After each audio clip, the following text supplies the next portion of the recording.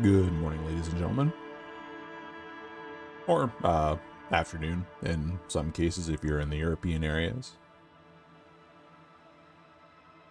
Hope everybody has been enjoying their Sunday.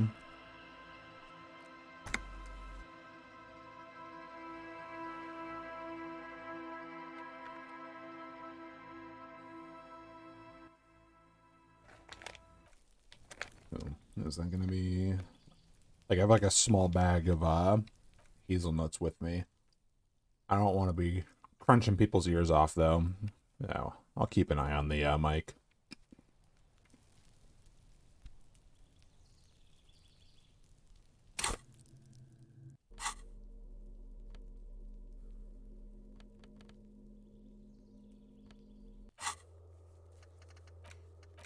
Hmm.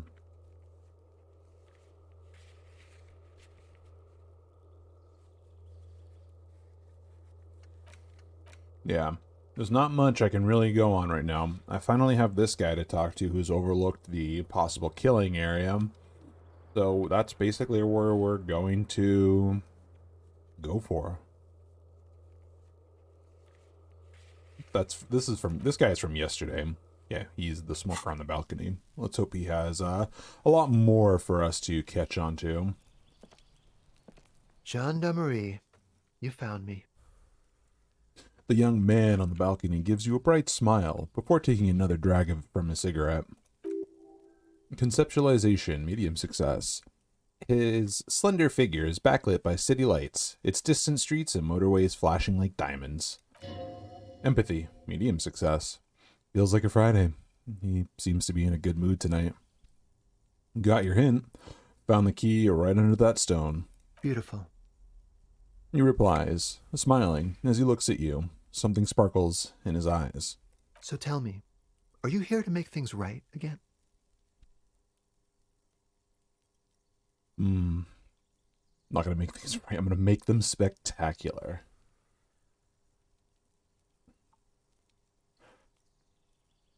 Honestly, that's what I'm aiming for. Yeah. Beautiful. He says again.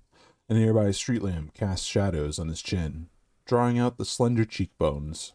I have some good news for you. My Sunday friend is visiting me tonight. I told him about you and he'd like to say hello. Step in. He's already waiting.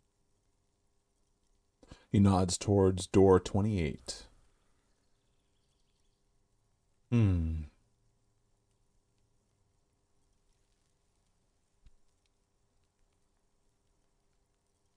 Interesting. By the way, I'm really digging the view here.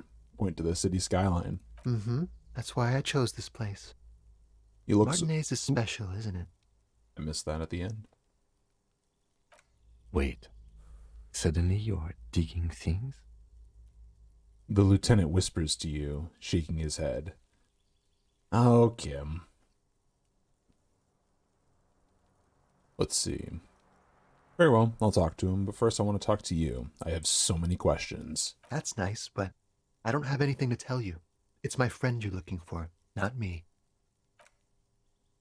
He takes another drag of his unfiltered cigarette and looks around. It's getting dark, and the neighboring windows have lit up one by one. Perception, sight, medium success. Downstairs, a cat crosses the yard, disappearing into the bush. Besides, I've got to run. Inland Empire, medium success. He's going to leave you alone again. That's sad. Composure, medium success. Something tells you that you're never going to talk to an individual this cool or mysterious ever again.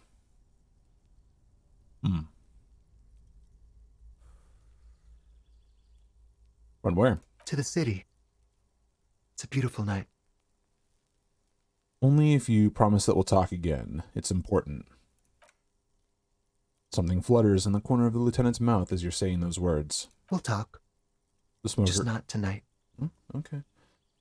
Take care, all right? He says with another disarming smile before slipping off into the night. Conceptualization, medium success. And he's gone again. Looks like it's becoming a theme for him.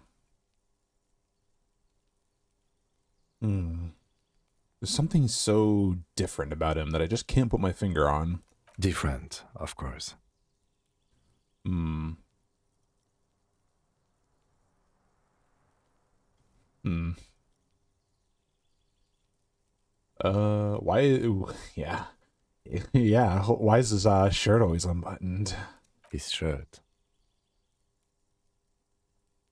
The squints his eyes trying to hold back laughter. His shirt. His shirt. His shirt.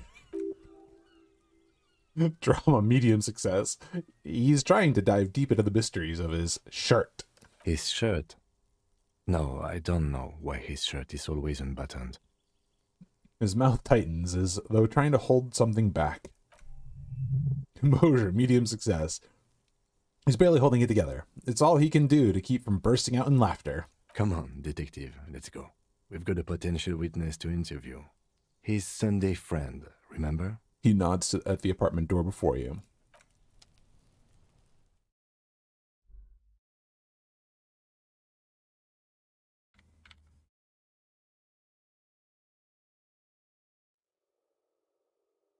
Love it. Quality writing as always. Ooh. Well, hold up. It's a lot of stuff here. Quarterly business. Ooh, a skill point. All right, I'm going to keep that one in my pocket in case I need it again. It's a lot of stuff for me to take. I can just loot. Oh my god. Party trades. Old photo of the apartment, dated year 01. Expensive men's perfume lingers in the air. Just don't mind me, buddy. Let me loot your place first. Ooh, a Samaran conical hat. I'm always cool with new clothes. An empty ashtray.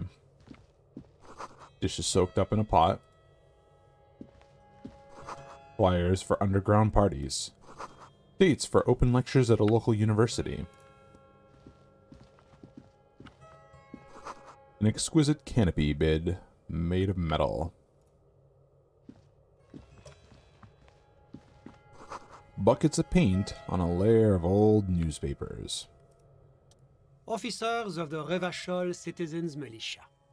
The man in business casual removes his cufflinks. Authority, medium success. You shouldn't be seeing him in an intimate setting. For some reason you feel this man is your superior. Esprit de corps. Superior, but he's not in the command chain. Composure, medium success. His hands are clean and well manicured. This is a man who knows the importance of appearances. My name is Charles Vildrouin, and I am an official with the coalition government. I work for the Institute of Price Stabilité on assignment from Sur-la-Clé. I heard you talking to my friend outside. Very good. Super. I am here to assist you in any way possible. Ask me about the hanging. Suggestion, medium success. No. First ask an innocuous personal question to get the interview off on the right foot. Authority, medium success. Yes, make it clear you're the one setting the terms here.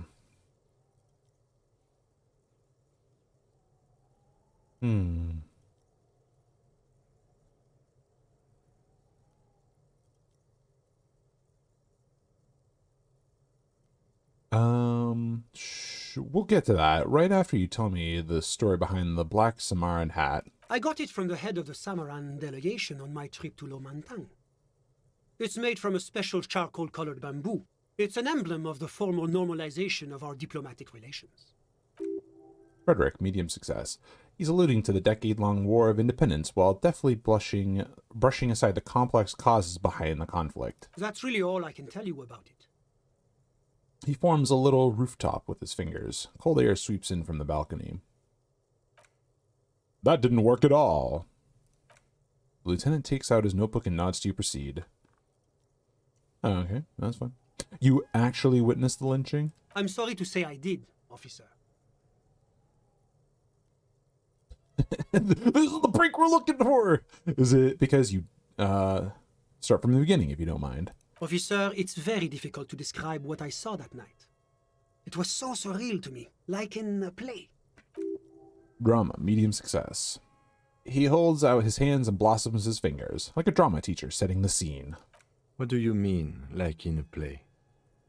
It was just so strange. I could barely comprehend what was happening. I was on the balcony when it happened, getting some fresh air. I remember that first they came in, carrying what looked like a body. And then I saw all the surrounding windows go dead, one by one. That's when I understood. I should not be seeing this. Sounds like the victim was unconscious, or at least incapacitated. Well done, detective. Who were they? Can you describe them? I couldn't see their faces well, and there were quite a few of them. But they were very loud and very Martinez. He pauses, looking for the right wording. Let's just say that the laboring classes can get rather expressive with their profanities. Ah, so they swore like a sailor. How many of them were there? I couldn't tell you exactly. Less than 10. Maybe 8? The lieutenant sends you a sharp look at the mention of that number.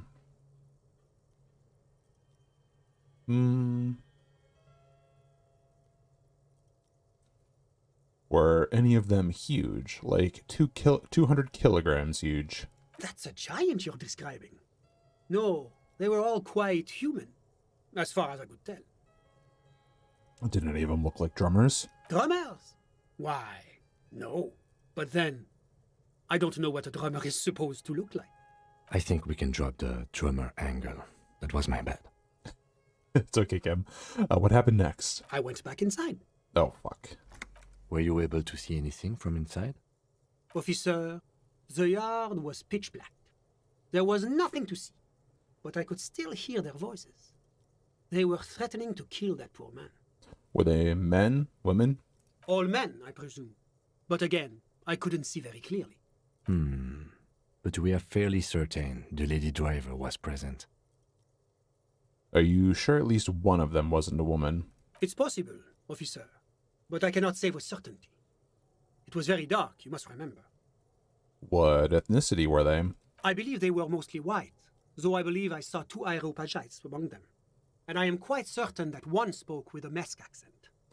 Alright, what happened next? Well, that's the strangest part, officer. Nothing happened. It was oddly quiet for a public lynching. What do you mean nothing happened? They lynched a guy.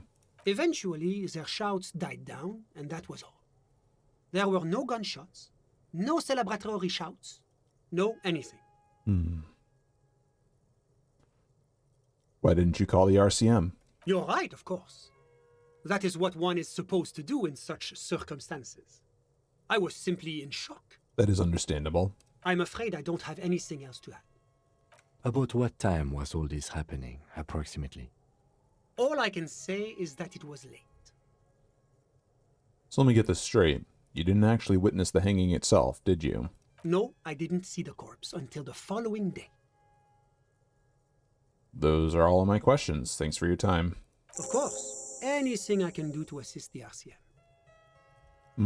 What's an official like you doing in Martinez? The coalition is only looking out for the price stability. Inflation is a killer, like a heart disease blocking the normal circulation of the economy. It must be controlled. The economy impacts the entire international community, which is why it requires international oversight. Okay, but what are you doing here in this apartment? Well, I'm renovating it. It is an interesting project.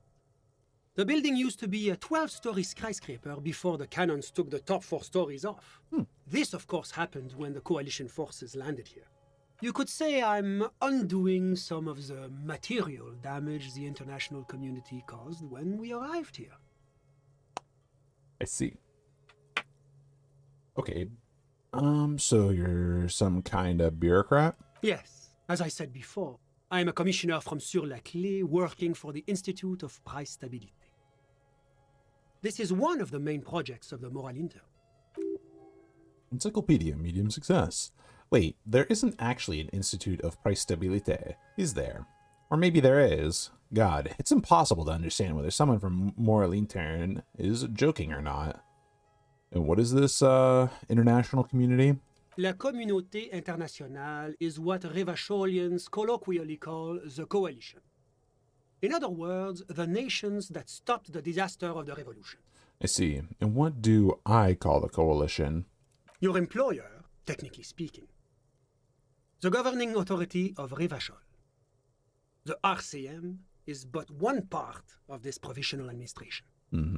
What is the price stability? It is the most important thing. That doesn't tell me anything. It's the central goal of any sound monetary policy. Maintaining the price stability is essential to maintaining high levels of economic activity, which is essential for maintaining high levels of employment, which is essential for maintaining the social stability. Basically, it makes sure the price of bread doesn't change. That's a nice way to break it down, Kim. Précisément. Too much inflation, bread becomes too expensive. Too much deflation, it becomes too cheap for bakers to produce. That's why the Institute of Price Stability works to keep inflation just below 2%. Below 2% of what? But not too far below, no. Too below is also bad. Below, but close to 2%. You're not answering my questions at all. The coalition believes in the importance of informing the public about the benefits of the price stability. Transparency is one of our principles. Would you like an informational pamphlet? Okay, sure. Give me a leaflet. A sound monetary policy is essential for addressing uncertainty. Stability is the raison d'être of the moral intern. It's the reason why I identify as a moralist. Ha! But oh, I don't have my leaflets on me today. That's too bad. You can always call our information line. Making information available is part of the moral intern's commitment to transparency. This guy is speaking like a true fucking politician for his job. I've heard about this moral intern before, but I want to know more. It's the International Organization for Moralists, hence Moralist International. The Institute of Price Stability is just one of its many mind babies, as is the coalition. So what I'm hearing is we're moral intern bitches. No, so we're actually working for the moral intern. That doesn't seem too bad. So bad. There are more nefarious powers to work for than the moral intern. Turn back to Sunday Friend. Are you a moralist? But of course. But why? Wait, no. Am I a moralist? Well, do you value freedom?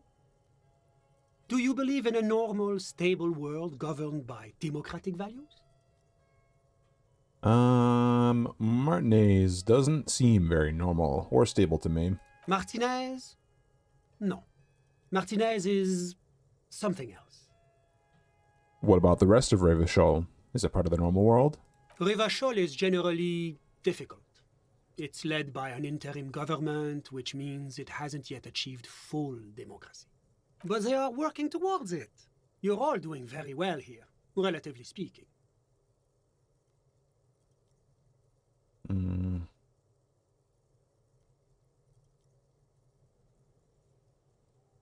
It's like every time I'm talking to people, I'm choosing option D, none of the above. Is that moralism? No, that's called fence sitting. or enlightened centrism. One second, I gotta blow my nose real quick. I'm gonna mute my mic for you folks.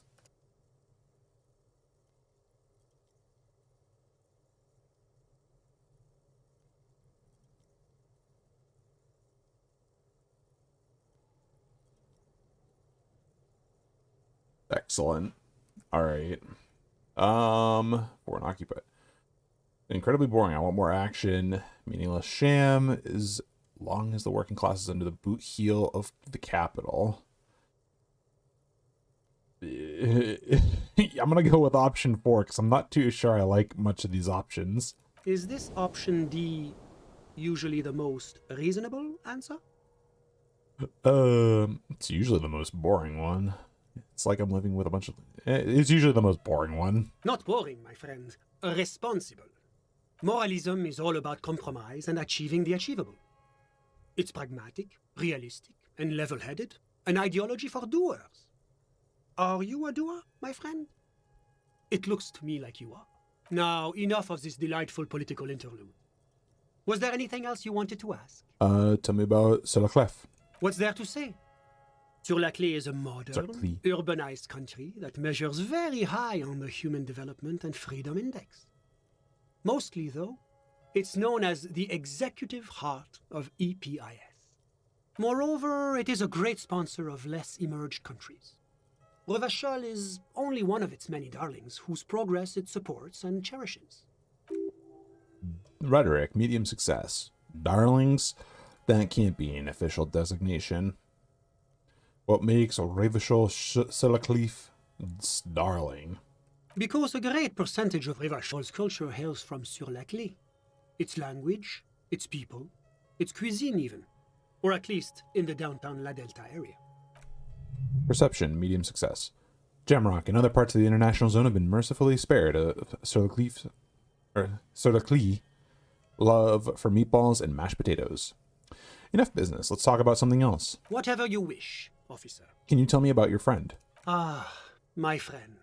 My friend is a good young man. His family immigrated here from Kedra, and life has not been easy for him. But he understands the importance of education. He has taken his future into his own hands, and that's all that matters. What's Kedra? Kedra is a candidate Kedra. member of APIS. Right. But, between you and me, their potential membership is a more contentious issue. What do you mean? That it's never going to happen. They entered negotiations in 21, and it's been pending ever since. What is this EPIS thing you keep talking about?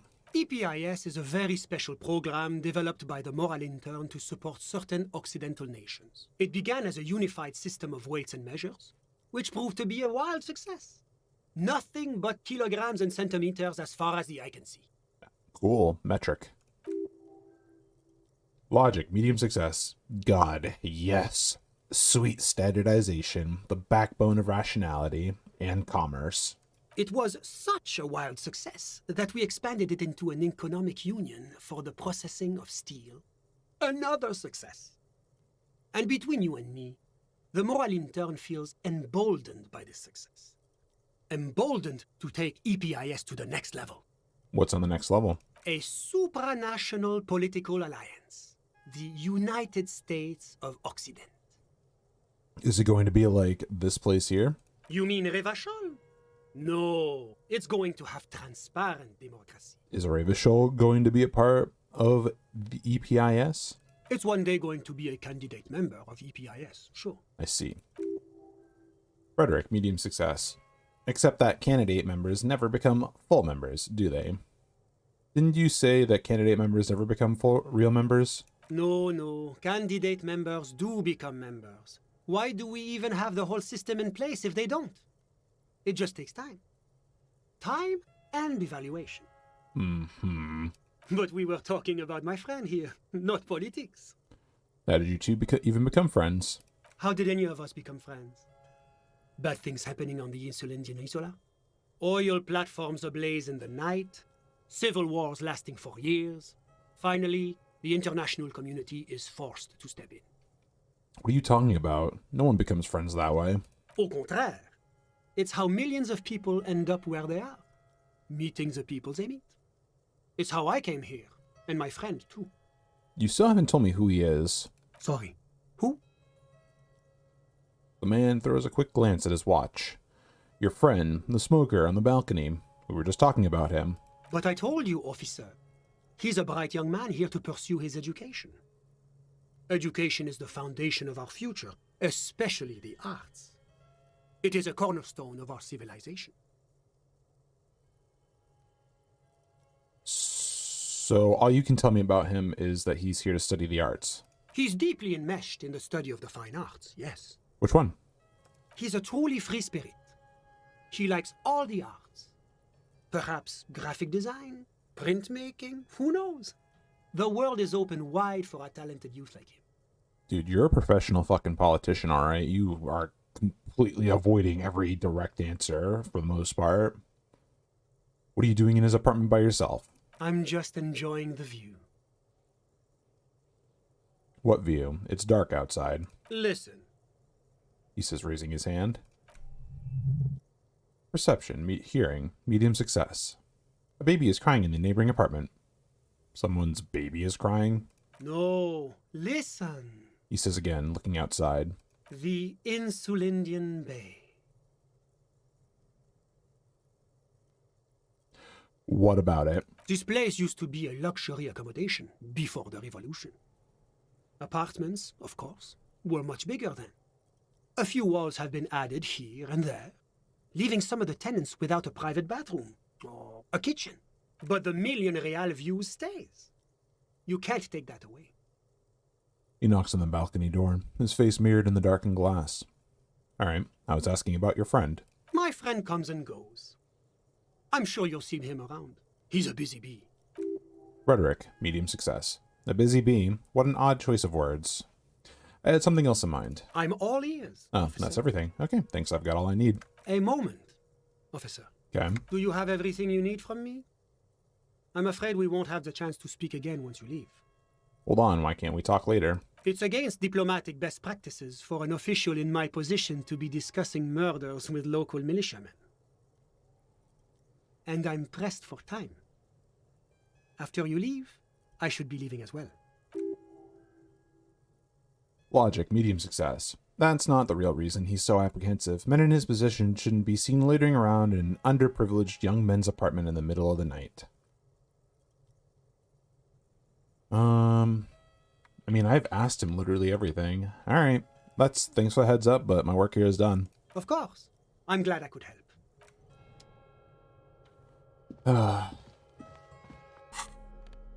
So what did I get? I got +1 drama, +1 electrochemistry. That's not bad. I don't need esprit de corps when shivers. That's pretty good. And then +1 logic, -1 suggestion. I could ramp logic up if I need to at some point. I can get at least a +2. I don't know if anything else gives me more logic though. Now, Kim, you don't have anything to say? No, you're good. Okay. Let's see. All right. Yeah, and I'm gonna pocket the skill point. Hello, Rura. What's up?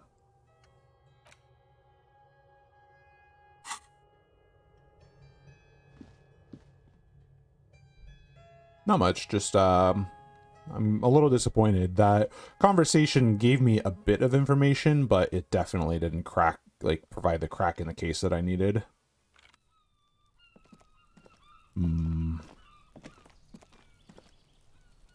Maybe I need to debrief with...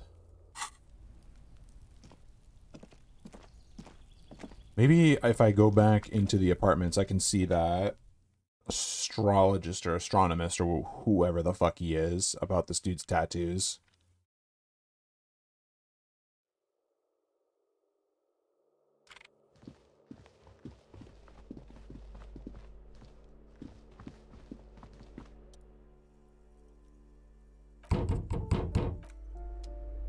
Maybe I can break in.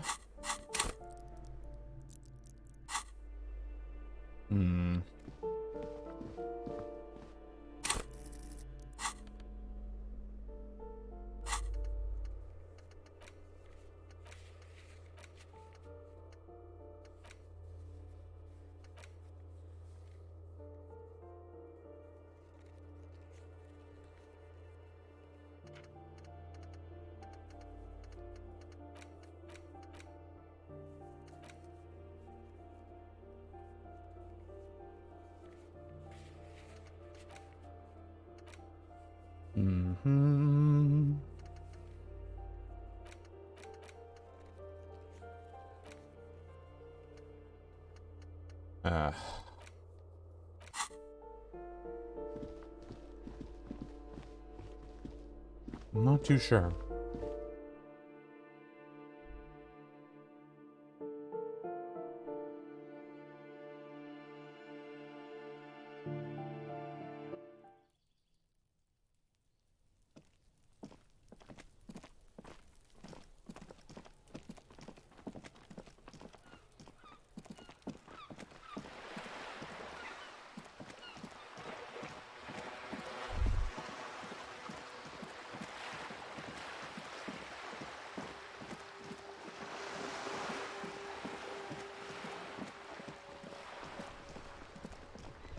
Yeah, most people are off the streets.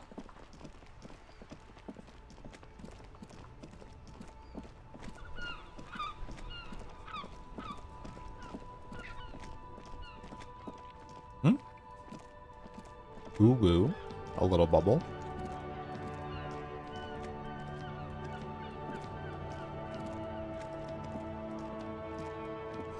Scribbled between the thighs of a page 3 girl. The ring du disco. Okay. Alright. Butter sign down. Ooh. Reception site. A crumpled billboard reading Samaran butter soaks in the canal. Two ugly bot lines mar the bright countenance of the blonde boy depicted. Interfacing, medium success. The sign billboard has fallen onto the water lock, keeping it open, thus out of order. Visual calculus, medium. 1 second. Ominous daredevil feeling. Let's wear some new clothes. Anything else give visual calculus?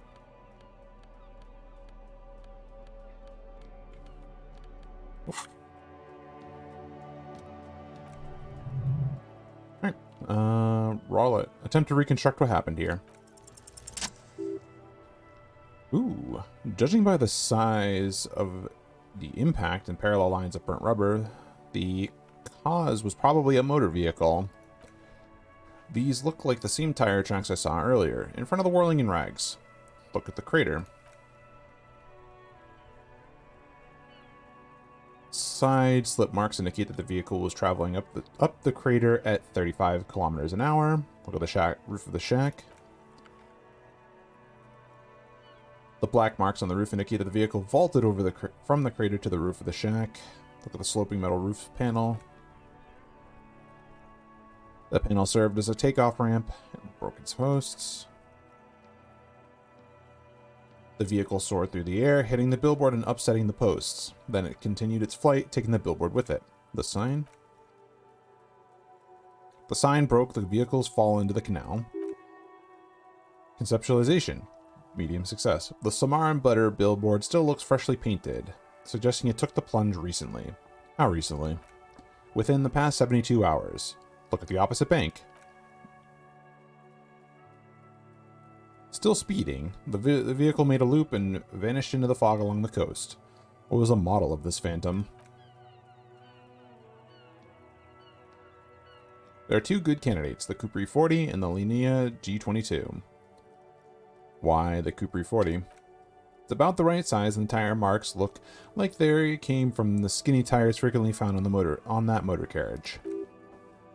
Encyclopedia medium success. The Cupri 40 is a very popular model with bank clerks, topping pie delivery drivers, secondary school teachers, cops, strippers dressed as cops, undressed strippers. Why the Linea G22? Very sturdy but light motor carriage, more likely than most to survive that jump. The Encyclopedia medium success. The Linea G22 is not a particularly popular model due to its peculiar proportions, which the manufacturer's design team probably thought about for too long. What now? Now, you'd have to follow the tracks to be sure. Blink. Leave. Lieutenant looks on you. Or the lieutenant looks on, waiting for you to wrap up your analysis. Any theories about what happened here? It looks like someone was in a real hurry. What kind of car do you think it was? Hey, Shanto, what's up? Doing quite well. A little groggy, but otherwise pretty alright for a Sunday. What's going on with you?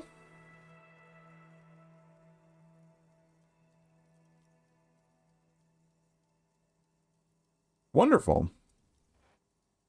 You having fun this weekend or just relaxing?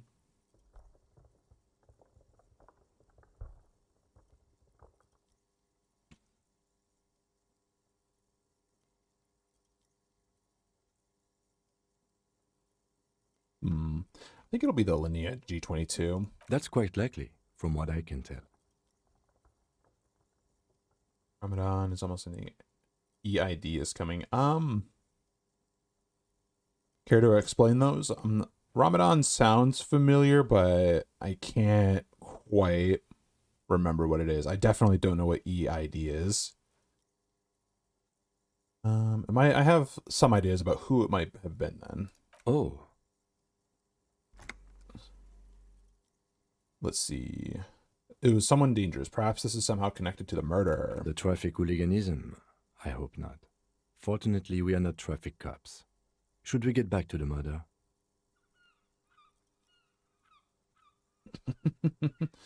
Conceptualization challenging. 12. Try to come up with a convincing explanation for the driver's actions. Why not? Let's roll it. Success. Somewhere in the depths of your alcohol-addled soul, you find a few threads that you can weave into a story. Festival that comes after the end of Ramadan. Okay, cool.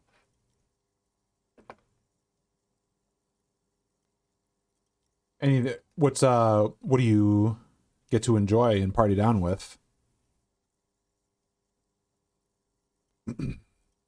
This could have only been, pause dramatically, Jacob Eyre.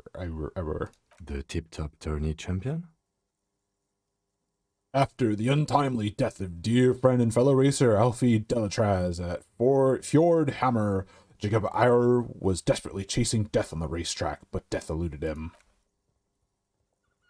The lieutenant patiently listens to the words coming from your mouth. After quitting in frustration, he became a recluse, a ghost driver, searching for death on the streets of Rivachol. Beating. Jumping canals at night? If I was Jacob Irv, I wouldn't drive in Martinez. The roads are awful. Authority. Medium success. Shut down. In conclusion, it's a colorful theory, but I don't believe Jacob Irv did this. Should we go? No, we need to find this Jacob Irv before tragedy strikes. Take the task. If we must. Esprit de corps. Medium success. I'm not expecting him to get far with this, the lieutenant consoles himself.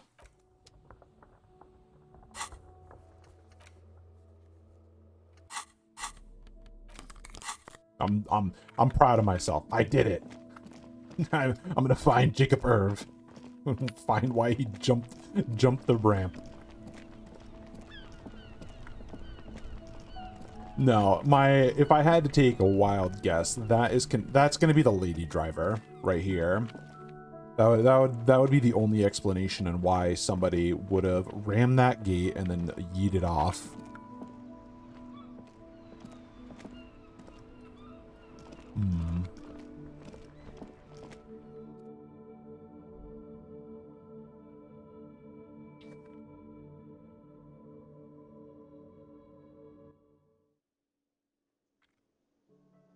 Okay, we got a lot of people in here still. We do have a lot of folks, but nobody new to talk to. And I really don't have anything new to try to bring up against Titus.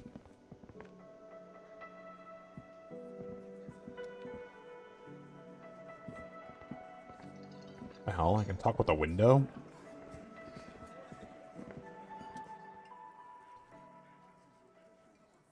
What the hell? Behind the dock workers, a ceiling height window.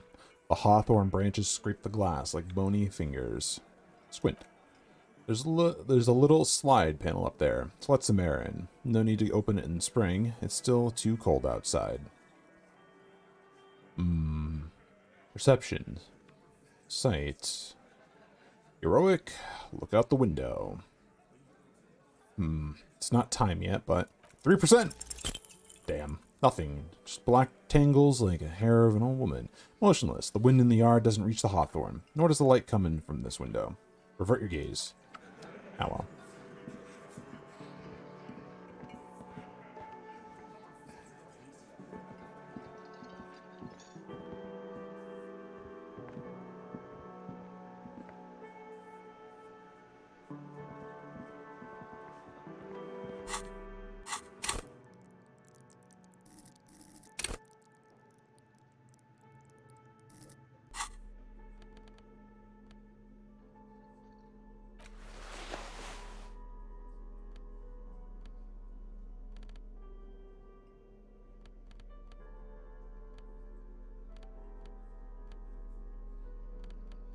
Hmm.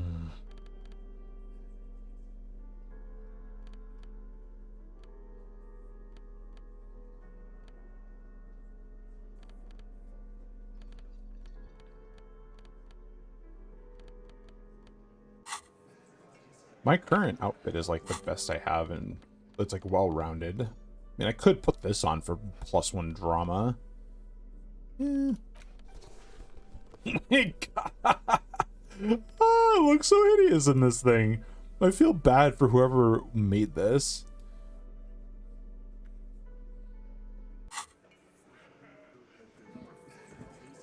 All right, you. I've got nothing to say to you. Why are you wasting your time? Why are you so aggressive? Aggressive? You make your living enforcing violence. These people are just dock workers. So you were spying on us, and now you represent murder suspects. Just dock workers. Listen, you moral intern lackeys. You're a mob, enforcing the unlawful privatization of Revachol. 20 fat men in the Occident are stealing it all, and you're their bodyguards. Fuck yeah. The tall, broad-shouldered man takes a sip of his beer. So ask what you came to ask, or get back to your commanders. It's cool and funny. Maybe you're just not a historic individual.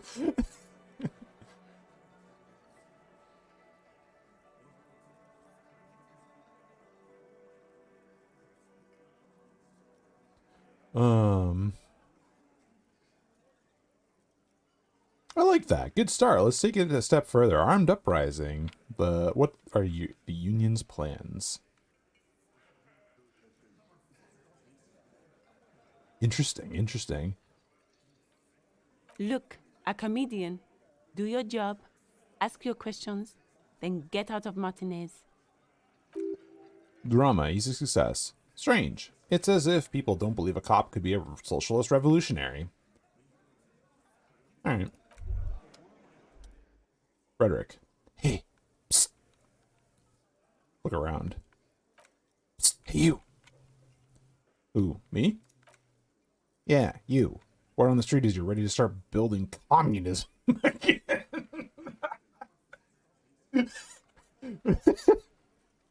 Hey kid. You wanna seize the means of production? How come there's a word on the street?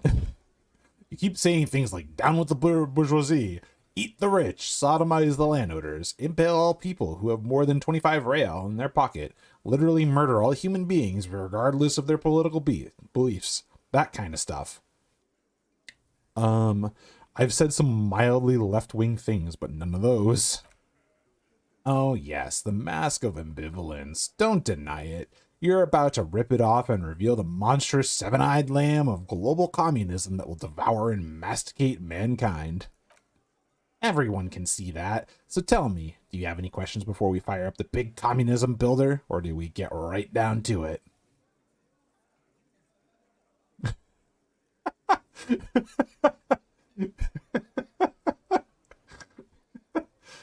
Oh god, I'm already investing into the thought of the enlightened centrist, so I'm gonna say it's too tiring. I'm gonna opt out. I don't have it in me. I'm beaten down and broken.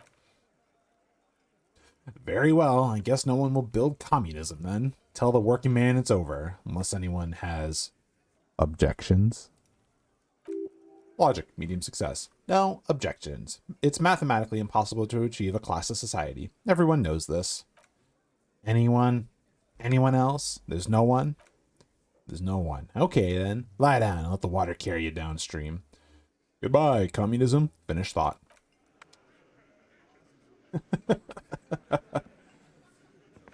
Oh god.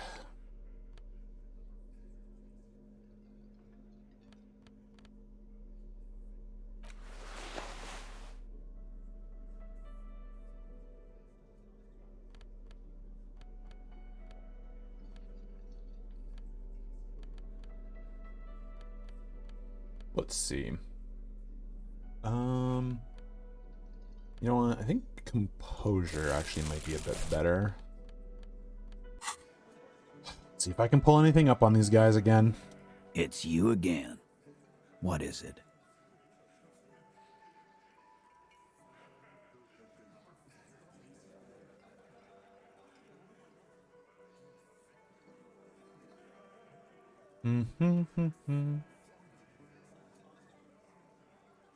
Let's see. Let's see if I can, actually, it's probably a good thing that I pulled out my drama. Let's see if I can bullshit this. I found someone who saw the hanging, a witness. A witness? You ain't got shit. The locals would never come to you with this. That's just tactics, Titus.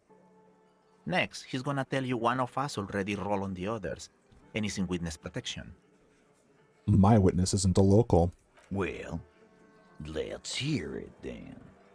Who is your mystery fella? Composure, medium success. He's not alarmed by the sudden appearance of a witness, but he is surprised. Logic, medium success. This goes without saying, but nonetheless, don't give out his name. Let's just say he's a high-ranking government official, and leave it at that. Yeah, right. Like we wouldn't know if an MI plant was in our town. Nice try, right? Encyclopedia, medium success. MI is short for Moral Intern. Moral Intern is short for Moralists International, the coalition that runs Revachol. I've seen this shit a million times, Titus. Fly fishing. They are desperate. Tell us, Copper, what wacky claims did he make? The witness said the hanging went down very quietly. No shouting, no commotion. It's you assholes that feel the need to go around like a fucking brass band. The Hardy Boys are dead silent. Yeah, it's like they put cowbells on you before they send you to the streets. What's with the cowbells, policeman? Rhetoric, medium success. They're avoiding having to answer this question. I'd imagine you guys drinking and singing lynching songs. What's with the funeral silence? We were drinking, weren't we, guys? I hit the bottle hard. I was drunk as fuck. Right, I'm convinced, Glenn. Nothing off here. Just a regular hanging. Empathy, medium success. Bullseye. Glenn looks around uncomfortably. The lieutenant hit a nerve. The witness said he saw two people of Areopagite descent in one mesk. Arabagite? Boss, I think he's trying to say me and Theo. Well, yeah. What is confusing you? Eugene, Theo, and Elaine were there too. I already told you. We were all there.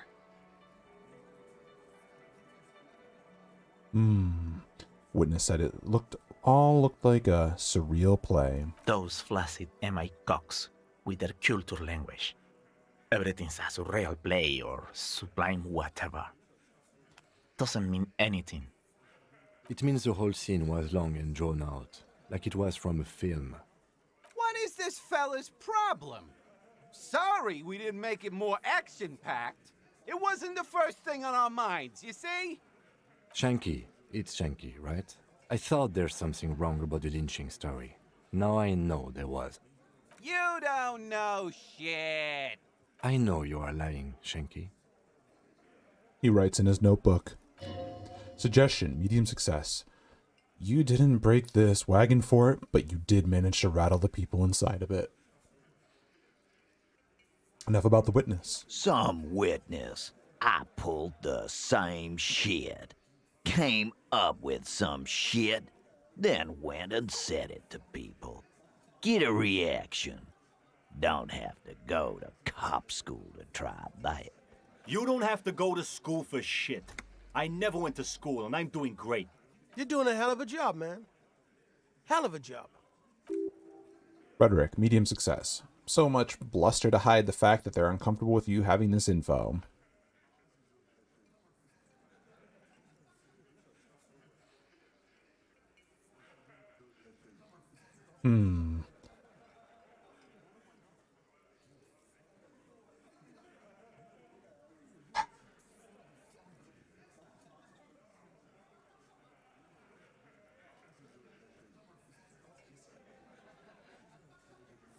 Let's pull this out onto it too.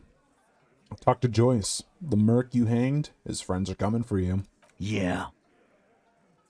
By friends, you mean his squad mates from Crenell. Wouldn't want to beat up his grandma. They're snickering in the room. Some of their men put down their beers. Yes, they're forming some kind of tribunal, and they're coming for you. This is what happens if you take the law into your own hands. Other people start doing it too. Let them come. The Hardy Boys are right fucking here. You heard the man. Right here. We're armed. We got the whole district behind us, and Glenn. Glenn is fucking crazy. Ooh, you're the wild card, ain't he? Yeah. A well-oiled murder machine.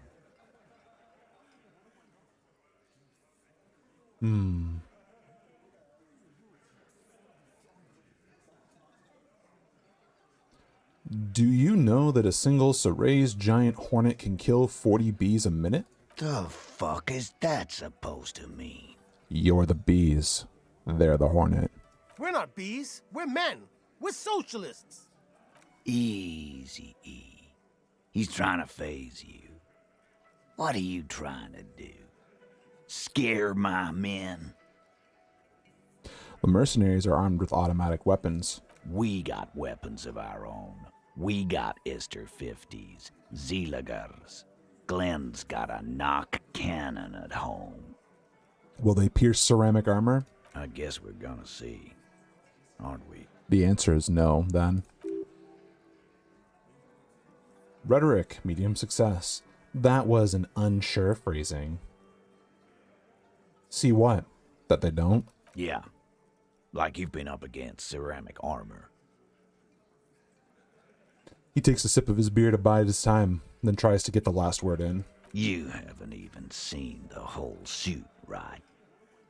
I've seen the whole fucking thing, and it didn't make him immortal. Joyce said they've gone rogue. Nobody's controlling them. Big fucking surprise. They hire psycho scum, arm them to the teeth, and let them loose in the city. What do you think is gonna happen? Okay. What do you mean, okay?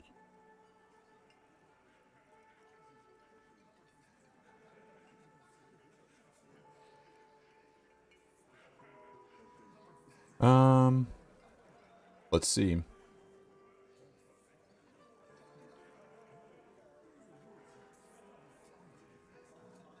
You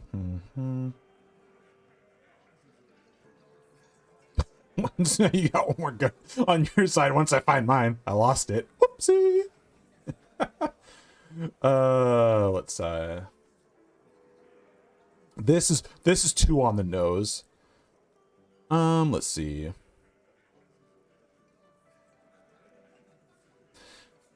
I'm trying to think of what would strike at them the best. Because the first option is out of here. Like, I am... If I threaten these guys, I'm going to tank this fucking conversation. But if I could play too far onto the fence, then I might not gain anything out of this. It could be very funny, but I probably would get my shit decked. But if I also do this and say, like, you know, what, you're a socialist now, or what are you, some kind of dum-dum? Or otherwise? Because this could mean, like, two things. You know, I'm an RCM authority. I'm not here to let murder happen. But whether they actually take it as that.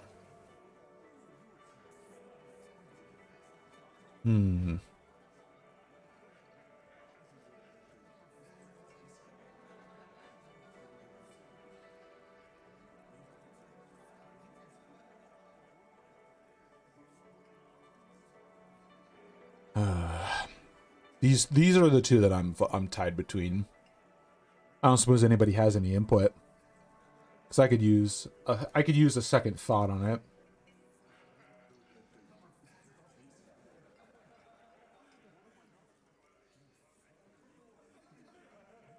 Fight. I'm not. No, I am not fighting them.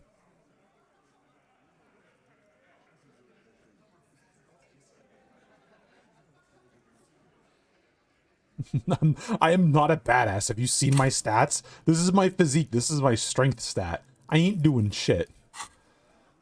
I got a 1. I am pool noodle arms. I get that you're here for beans.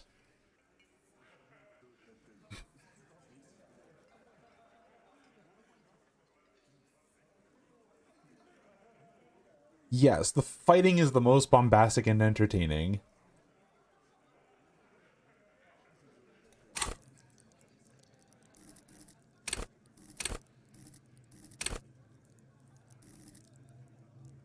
Flip a coin.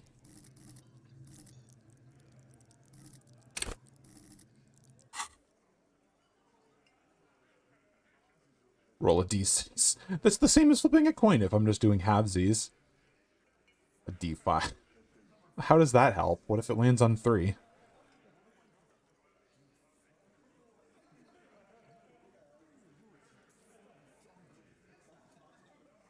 I mean, okay, you got this. You've got the numbers.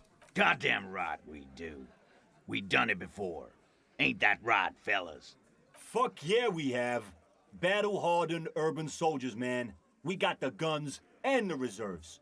Yeah, we got reserves. We can call in reinforcements.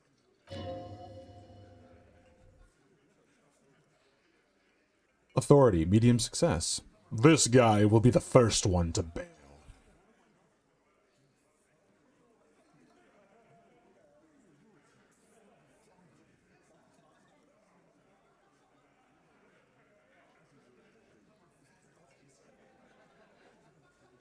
It's about as good of an opportunity that I'm gonna get.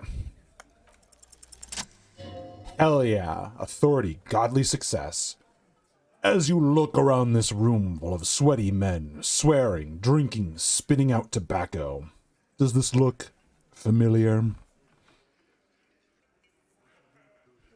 Where have I seen this before? You believe the place was called Precinct 41. It was also filled with, almost exclusively, men sitting on desks, talking shit, and wasting time. I get it, Titus. You guys really are the authority around here. Huh? You must be. You're just like real cops, drinking beer and sitting around with your dicks in your hand. You got a problem with beer now? Not quite there yet. Push on.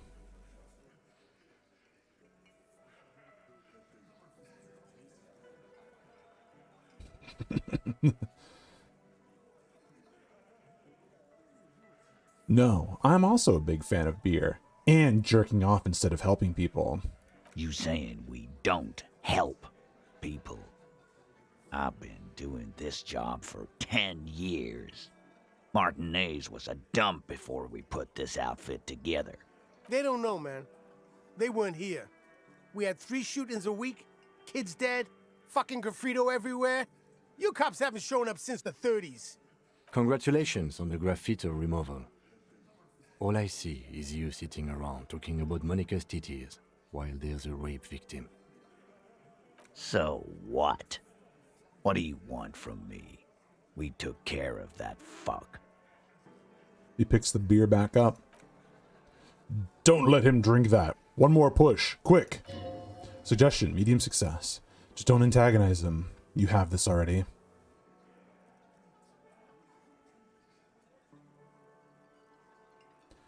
It's not about who did it. It's about the victim. She needs help. Titus? She stops mid-sentence. That's it. You got him. He's going to give it up, but on his terms. You wanna help her, cop? Fine. I'm gonna let you help her, but you treat her with respect. If you don't, if you question her, harass her, a freight train of pain, buddy. What is her name? Glacia, I'm on due. She's staying here at the Whirling in Rags, a real pretty one. Silvery jumpsuit, blonde. That's Amonju with an O-U. Inland Empire, trivial success. Shit, The girl upstairs? That can't be her. She knows you drank so hard you forgot you were a cop. Horrific necktie. Oh, it's her. It's definitely her. It's Miss Ornée, disco dancer.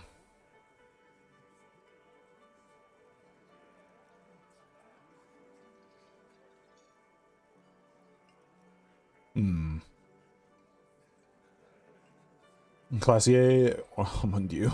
Cool. Keep your cool, please. No.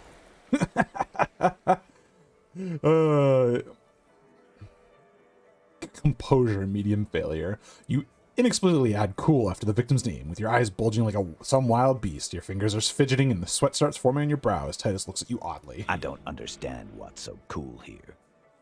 Nothing. We just have a few more questions. Then we'll be on our way. Suggestion, medium success. Whatever you do, do not tell him you know her. That would sound off.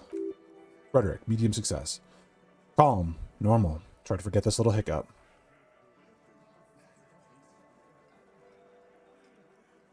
Thank you. We'll talk to her. Remember what I said. Freight train of pain. All right, I'm gonna take off now. Hell yeah, dude. Finally.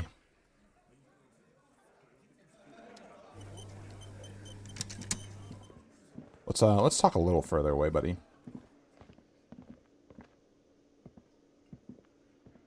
Officer, what was that? You mean the sweating and fidgeting when you mention her name? Yes. I think I know that woman. The victim? Is there something I should know before we talk to her? Frederick, whatever you do, don't say the first thing.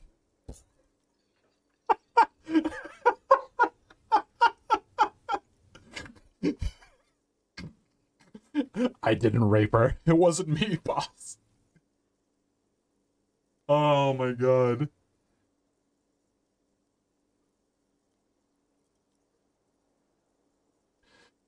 She knows I did some pretty crazy stuff before I passed out, that I partied hard and not very healthily. So she overheard you? Or did you party together? Inland Empire. So this is what it feels like to be interviewed.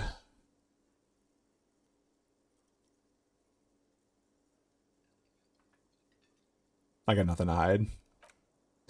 What if you do? But you just don't remember what you do. Horrific necktie. You'll get through it, you slippery fuck. Blast some insano at him. Throw him off.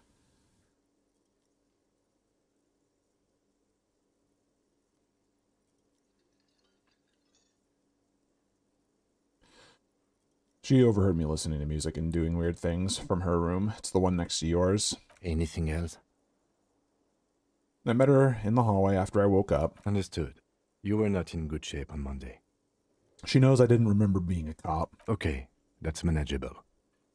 I asked her where we are, what city is this, maybe even what year, something like that. That's clearly your interrogation technique. Anything else? That's it. Nothing. Let's move on. We'll be alright, officer. This is nothing. Okay, blessed be. Esprit de corps, easy success. You feel fortified by his assurance. It's going to be alright. Frederick, medium success. Is it, though? Nothing. You're still in for a bumpy ride here. Try not to mess it up. Fucking mood. Oh, God.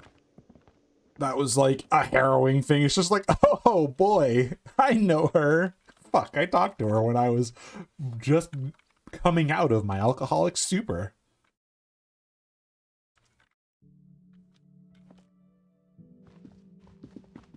Ah, lady. Knock. Who is it? A woman's voice answers, muffled by the door. Drama, medium success. Tired, controlled. This is the police. Can we come in? Come on up. Door is open, she shouts. I'm drying my hair. Perception, hearing, medium success. Sounds like it's coming from upstairs somewhere. You could snoop around before going up. Okay.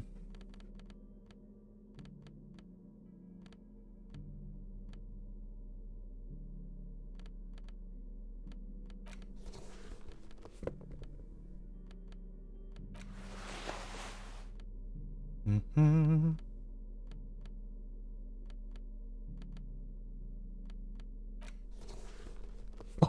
my god, I don't want us to be seen in that. Oh shit, dude.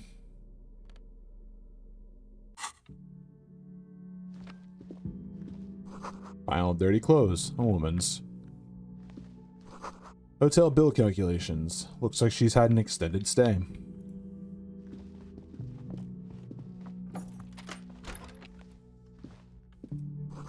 You see the yard below, and the corpse is no longer there. This medicine cabinet is full of wares, sheets of pills, haphazardly stacked one on top of the other. There's also a toothbrush in here. Look at the toothbrush. It's been used quite a lot. Empathy, challenging success. This toothbrush belongs to someone who doesn't give a damn about her teeth. Look at the medications. Pharmaceuticals line the shelves, sheet upon sheet, and pill bottle next to pill bottle. Acetylic acid, APAP, eye drops, blood thinners. There's quite a collection in here. Anything of note? Search the bottles. Pill bottles rattle like bones as you search the cabinet. Paracetamol? Histoparidol. Fucking, I don't know pharmaceutical names. Something in a foreign language that you can't read. Behind them, an unusually shaped nasal spray. Its label reads Nacra. Encyclopedia, medium success. Nacra. This is used to treat opioid overdoses. Always handy to have around. Keep it to yourself. The lieutenant glances at the rows of pills, then at the door. Search the pill sheets. Among the foreign, probably Messinian or Gotwaldian, marked red blister packs you find. What do you find? This is going to take a little know-how. Electrochemistry medium. Is there something more interesting here? Success. A bright orange bottle with Preptide stamped on it. In sunny, happy letters. Jackpot, baby. That's the stuff you're looking for. Your palms begin to sweat just holding on to that little plastic container. Ooh. Lieutenant, I see a brand called Preptide. Preptide. A euphemism for pharmaceutical amphetamine. Prescription speed. Let's grab the super fucking preppy. No! What's so exciting about this orange bottle? It's speed, man! Oh, I'm sorry. It's speed, man. Just what you are looking for. They call it dextroamphetamine, and they talk about psychological disorders. But what we're seeing is some scientifically advanced trucker speed. No, I'm not taking drugs. No drugs. No Gopnik drug. Hello.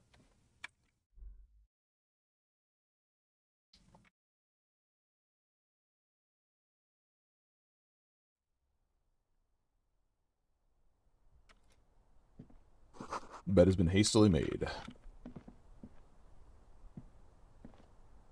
Oh, I didn't realize that was the exit.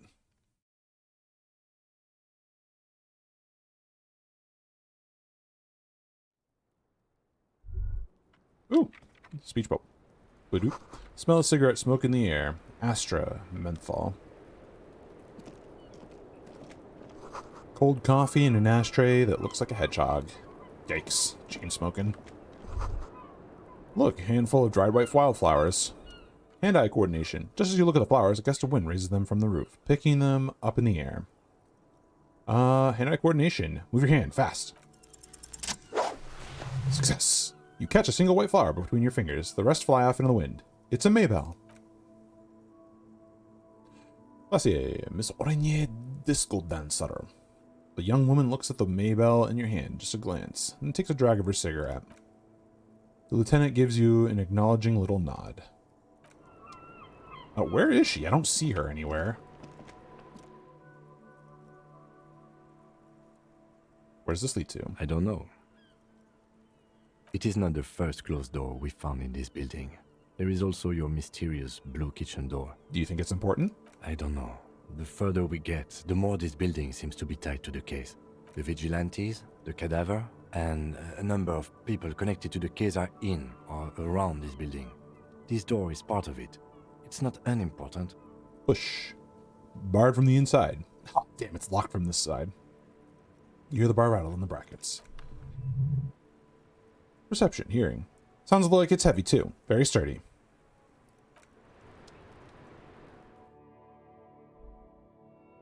is she, though? Am I, like, cracked out and I didn't actually see her?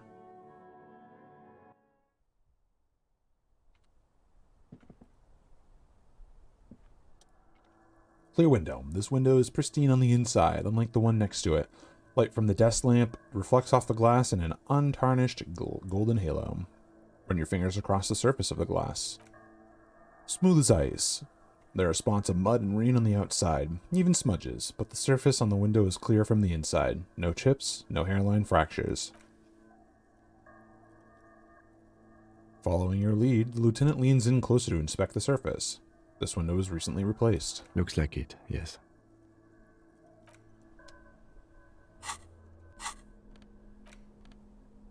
Ooh, red maybells. I can interact with it. This is the wildflower you caught, one of the bouquet of mugworts that you found in the whirling roof. It's shedding its petals quickly in your pocket. 6 crumbling petals rest on your palm. They're white, a bell-shaped crown. What is this, Kim? This is the Insulindian lily, called maybells or Lucille's tears during the Revolution. Girls used to pin these on soldiers before sending them off to battle. Encyclopedia, medium success. This flower is a spring flower, but it's a bit early for that, isn't it? Who pinned them? Which side? The revolutionaries, so the communards and the anarchists. White's their color, but the custom started in the suzerain's army, so it held meaning for the kingsmen too. It's about girls and boys more than sides. Girls sending off boys who are going to their deaths, then also dying themselves in the ruins from dysentery and consumption. It's a symbol of the Civil War. Does this flower blossom in early spring? Yes, but not this early, not to my knowledge. It looks dried, preserved. Is it a coincidence, it being on the roof? Maybe. Maybe not. We'll see. Very well, put it back. The petals feel dry and fragile in your hand. Where is she? Was I just straight up fucking blind?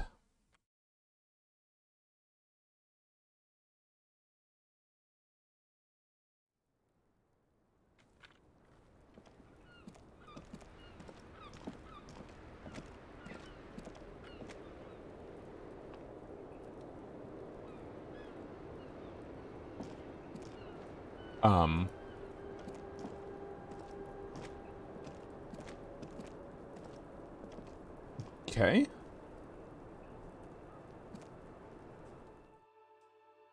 I mean, it is late. It's possible that she's just, you know, simply disappeared.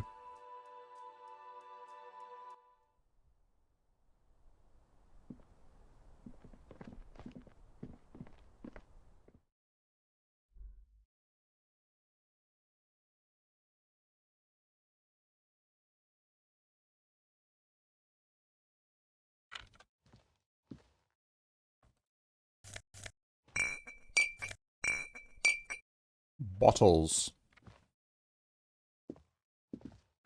Okay, am I crazy? She said come in, but she's not here. What the fuck?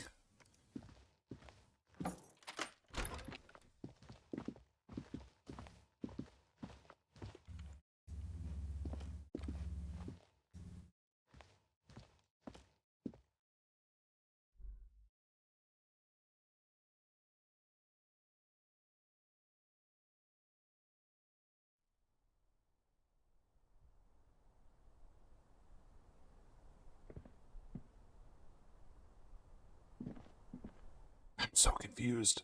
Maybe I have to talk to her tomorrow or something?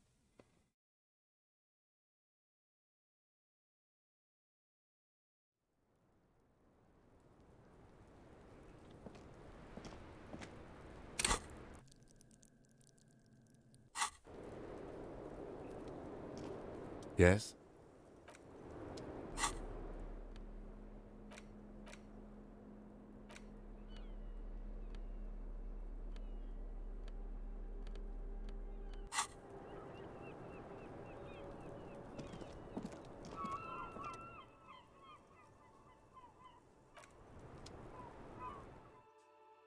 Okay, well.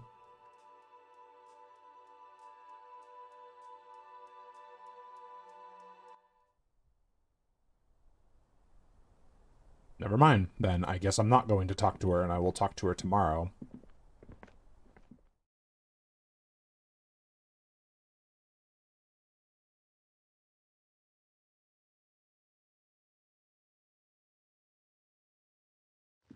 bizarre. I don't know what I did wrong.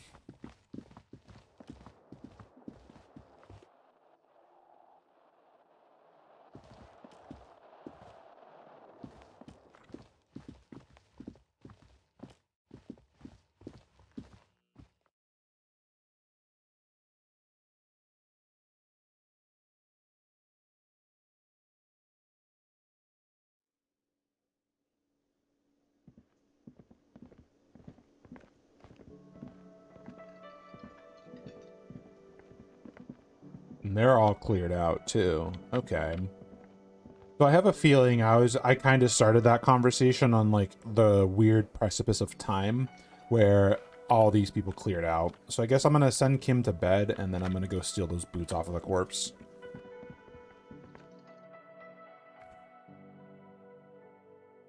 Or well, try.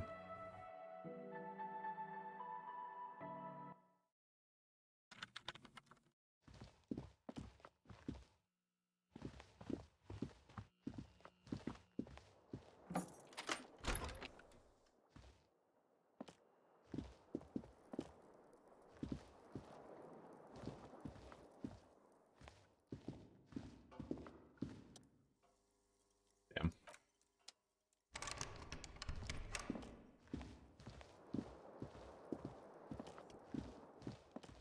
Okay.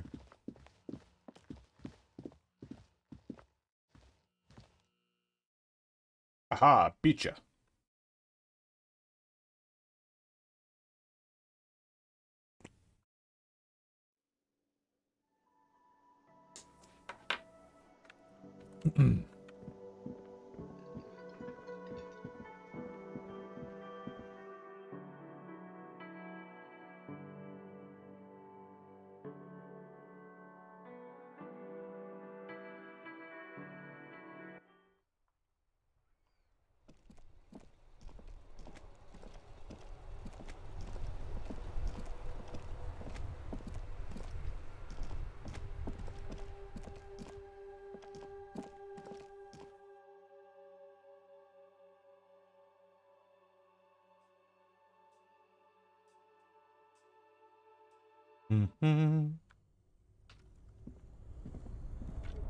Maybe this has had enough time to pass?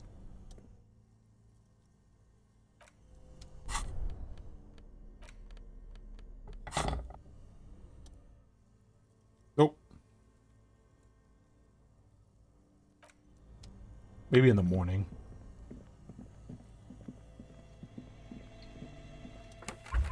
Try to remove the dead man's boots again. The body is reluctant to let go of the boots, as though they were its last bit of dignity. Whatever you're planning to do, you need to do it before you catch pneumonia and the cold draft coming from deep inside the fridge. Pull on the right boot. It's not completely useless. You're able to reveal a little more of the putrid polymer sock beneath the boot. Pull on the left boot. Feels like the leg is going to come along with the boot, but you're able to get the boot to move a centimeter or two. Empathy, medium success. See, a corpse doesn't care if you try to take his boots. He doesn't need them. He's probably glad to get rid of them. Adjust his seating position a bit. He's too heavy to move by yourself. A great mass of dead muscles with hoarfrost covering his milky eyes. Try to twist the boots off one by one. This is the right method. It takes some time, but eventually the boots come off with nasty slices of polymer sock stuck to the even bigger pieces of skin and rotting flesh. Take stock of the damage. Not good. Let's pin this on the bear. The ice bear tore up his legs with its claws. As for the boots, you probably can't do anything with them until you've cleaned and disinfected them thoroughly. Perception, smell, trivial success. Yes, these absolutely need to be washed before. The stink is incredible. Did the Whirling have a kitchen? Excellent.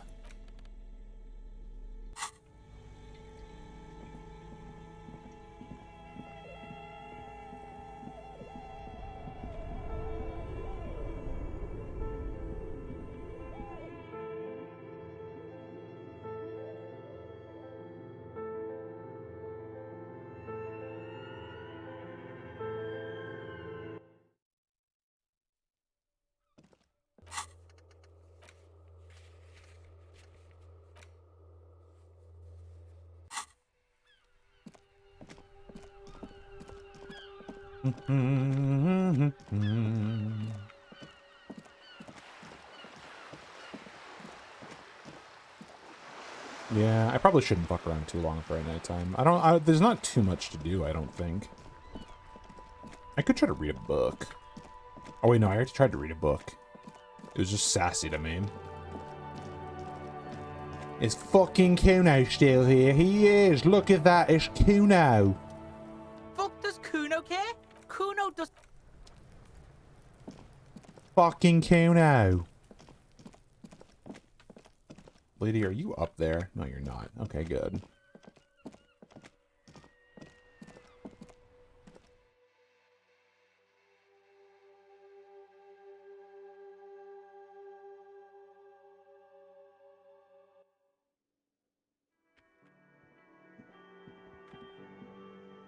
Wonder, can I collect any of the bottles out of here? No, it doesn't seem it. Damn, I was hoping for some extra cash.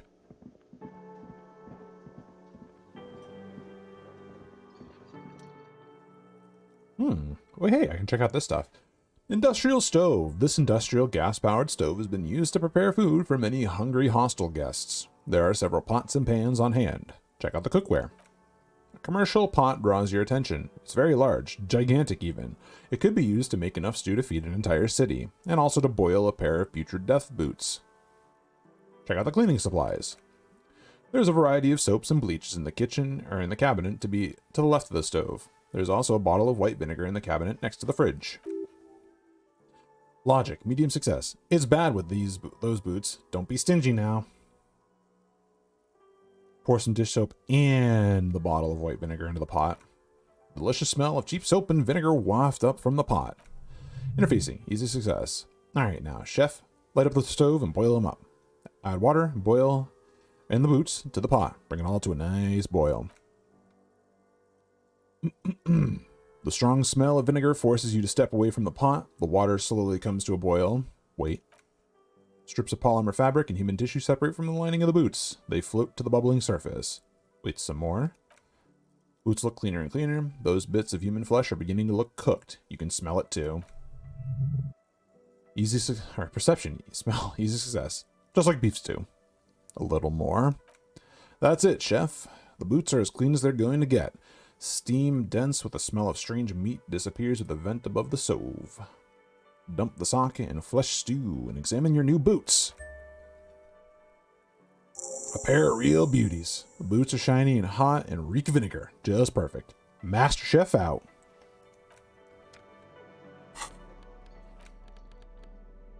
+2 authority. Yo. That's tight.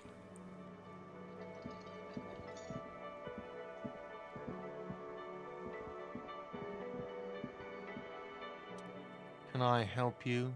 Another thing. Yes.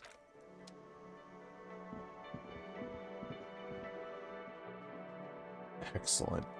One pair of one thing of the armor.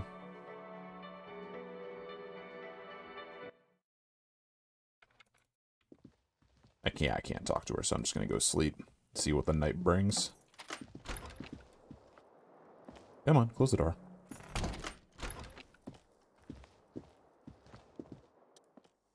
The bed is still cold from the broken window, and not too inviting, but it's yours. You've earned it. Go to sleep.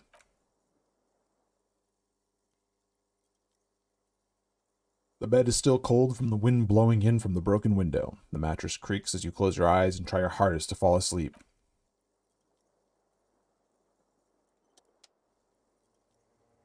Limbic system. Here we are again, my broken bird. The waves are coming, carrying you away. But you can't go. No, you have to stay. Always half aware of yourself. You're not cooperating, brother man. Why? It's your disgusting body. Even though through your sleep you feel a vague discomfort suffusing it. Your belly and sides are unpleasantly tender. You wish you could curl up into a fetal ball of safety, but you cannot because of the pain. Logic, medium success. That pain in your right side is your enlarged liver, by the way. As for your kidneys, you've really been compounding the damage lately. Empathy, medium success. Every cell in your body is moaning in agony, asking, what did we ever do to you?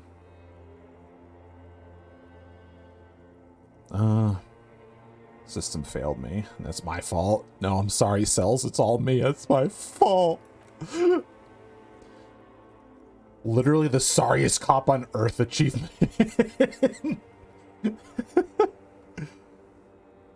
Now you're finally thinking of something other than yourself. Let's see how far that'll get you.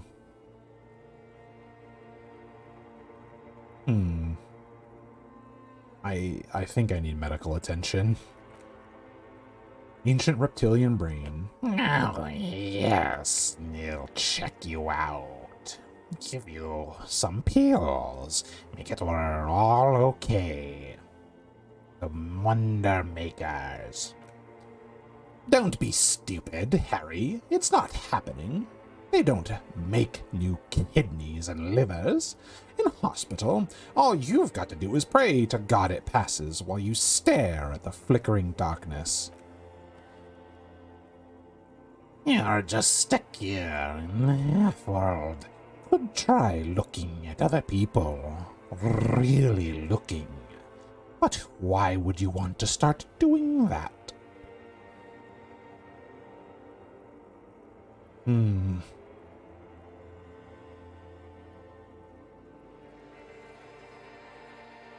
I will. I'm looking at people all the time. I like them. You sure do. They're all so friendly, aren't they? Rhetoric, easy success. At least they're interesting. Each one has a process just like yours, running in the space between their ears, full of secrets. Perception, sight, medium success. People are beautiful, statuesque, parodies and tragedies of themselves, a great democracy of creatures. Limbic system. What do you think you're doing right now? Coming to some greater awareness? Look at all these lights blinking in and out of existence. Thoughts. Be gone. No. You're just pretending that you're asleep, even to yourself, while the world goes on without you. Let it. Let it. But it never seems to let you go, does it? Time to rise and wipe that shining sweat off as best you can. Gather your bearings, rock and roll. Drama. Challenging success. Put on your prettiest face for the masses. Open your eyes.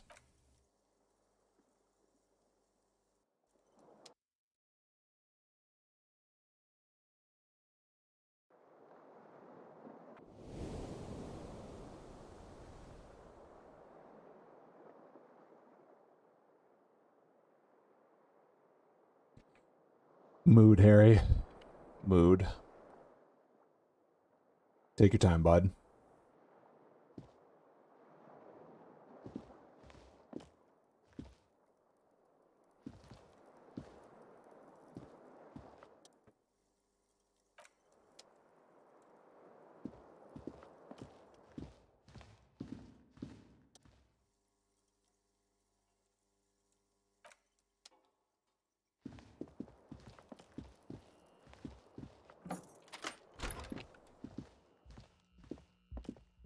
Let's see if she's here again.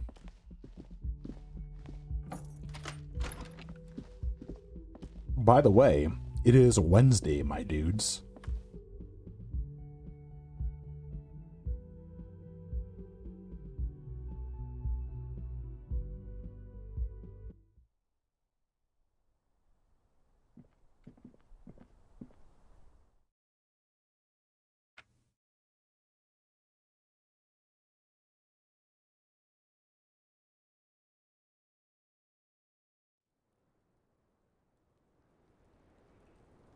Oh wait, no, I need Kim. What am I doing? I just realized that, like, oh yeah, he wanted to interrogate her as well. Probably should do that.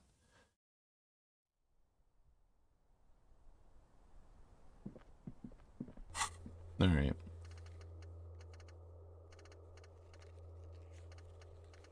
Yeah. I hope I didn't fuck this. Because I know the water lock is supposed to open today, but I thought I was supposed to have somebody by this point.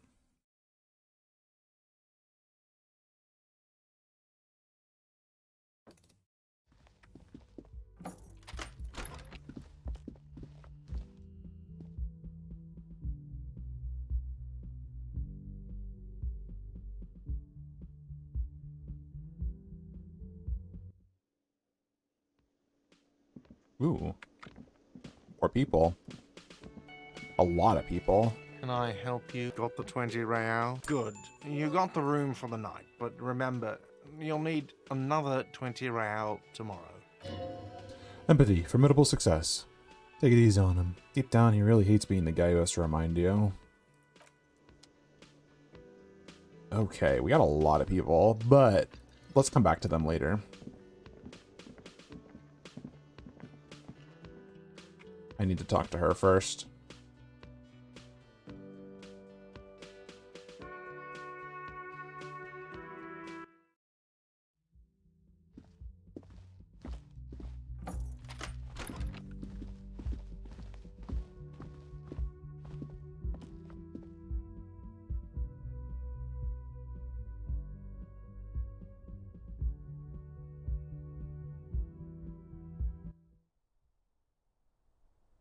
I hate these loading screens.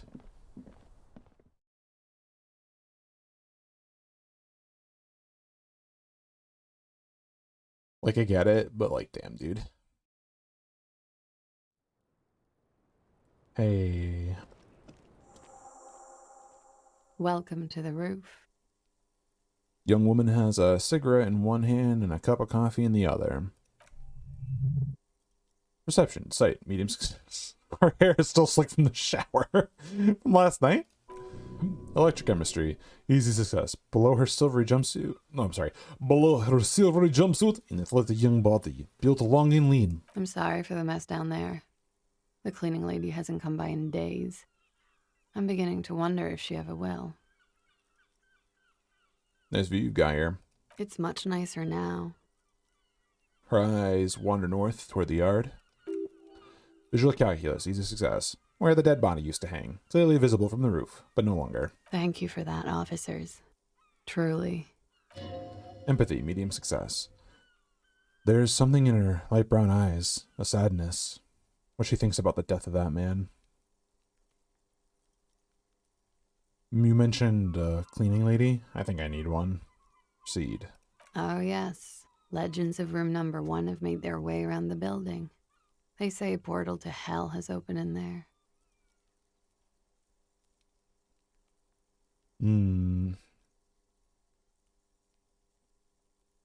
Let's see. Disco Infernum. They also say that's why the cleaning lady quit. Because of the infernum. I'm Kim Kitsuragi. I'm a detective from Precinct 57. I believe you have already met my colleague from Precinct 41. Have I ever? This is the biggest fan of ostentatious orchestrations I have seen in my life. And I have seen a few. Oh yeah. Life gets hard, but we go on. Encyclopedia. Medium success. The chorus of the 35 signal megaphoning the entire human race instills you with a fuck it all swagger that prompts one to plow into grannies on your morning stroll.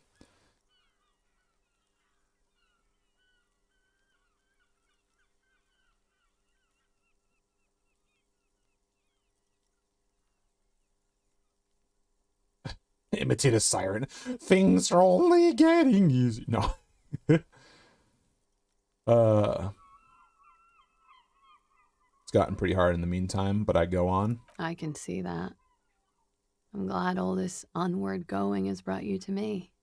Miss, we are investigating the murder of the man down there. The people who put him there have asked us to talk to you. Huh. I see. She takes a pensive drag of her menthol cigarette. Suggestion. Easy success. Be careful. Ask something else first. When you go there, use words like, I hear you've been through something difficult.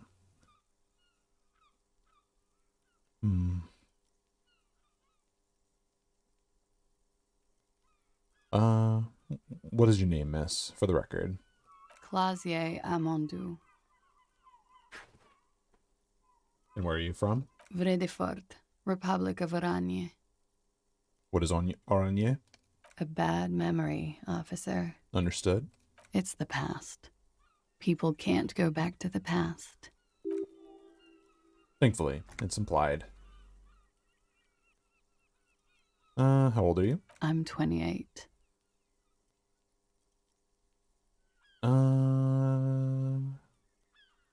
What do you do, miss? What is your specialization? Something stupid. What's that? Oranese lit. Oranje lit. Oranese literature. It's what I studied at the university. What is Oranese literature about? Fear of failure, fear of death, how it sucks to be Oranese. All national literatures are... Only the name of the nation changes. Inland Empire. If that's true, then Revisholian lit would fit you like a glove. Bro, what the hell? Oranjes lit, what do you do with it? Nothing. I do nothing with it. Show her some money. Cool. It's not very cool, but what can you do? Thank you. That's it for the record. The record. So official. They tell us you've been through something difficult. Something difficult? I've been through at least half a dozen difficult things. Which one do you mean? Were you sexually assaulted, miss? By sexually assaulted, you mean raped? She takes a quick drag, unperturbed. Yes. It's a bit early in the morning for raped, isn't it? Empathy, medium success. She sounds positively buoyant, vivacious, totally unbothered. It's not that early. She looks around. The sun has risen over the sea. People are rushing to work below. It is. It's murderously early. I'm amazed I'm awake. Why am I even awake? Video game requires it.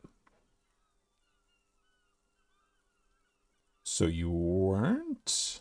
Yeah. I'm gonna go with not raped. I don't want to say that shit about him. Okay. Reaction speed, easy success. By him, she must mean the victim. Tell them it's not my style. They'll have to, if they want to jazz up the charges, they'll have to get someone more, rapeable. Drama, challenging success. It's all very organic. Her mannerisms, her movements. If she's acting, she's quite gifted. Frederick, medium success. By they, she means the Hardy Boys. Are you saying that you were asked to tell us you were assaulted? Not explicitly, but I understood what they meant. It wouldn't hurt to spice things up a bit. Some assault and battery. Sexual assault, maybe. It was clear the latter would be spicier. Spicy. Titus asked you to spice things up for us. Pretty much. Cradles her cup of coffee in both hands. Interfacing, trivial success. Forming them. Inland Empire, challenging. Ma'am, the plot requires you to be up this early. Wouldn't that be authority?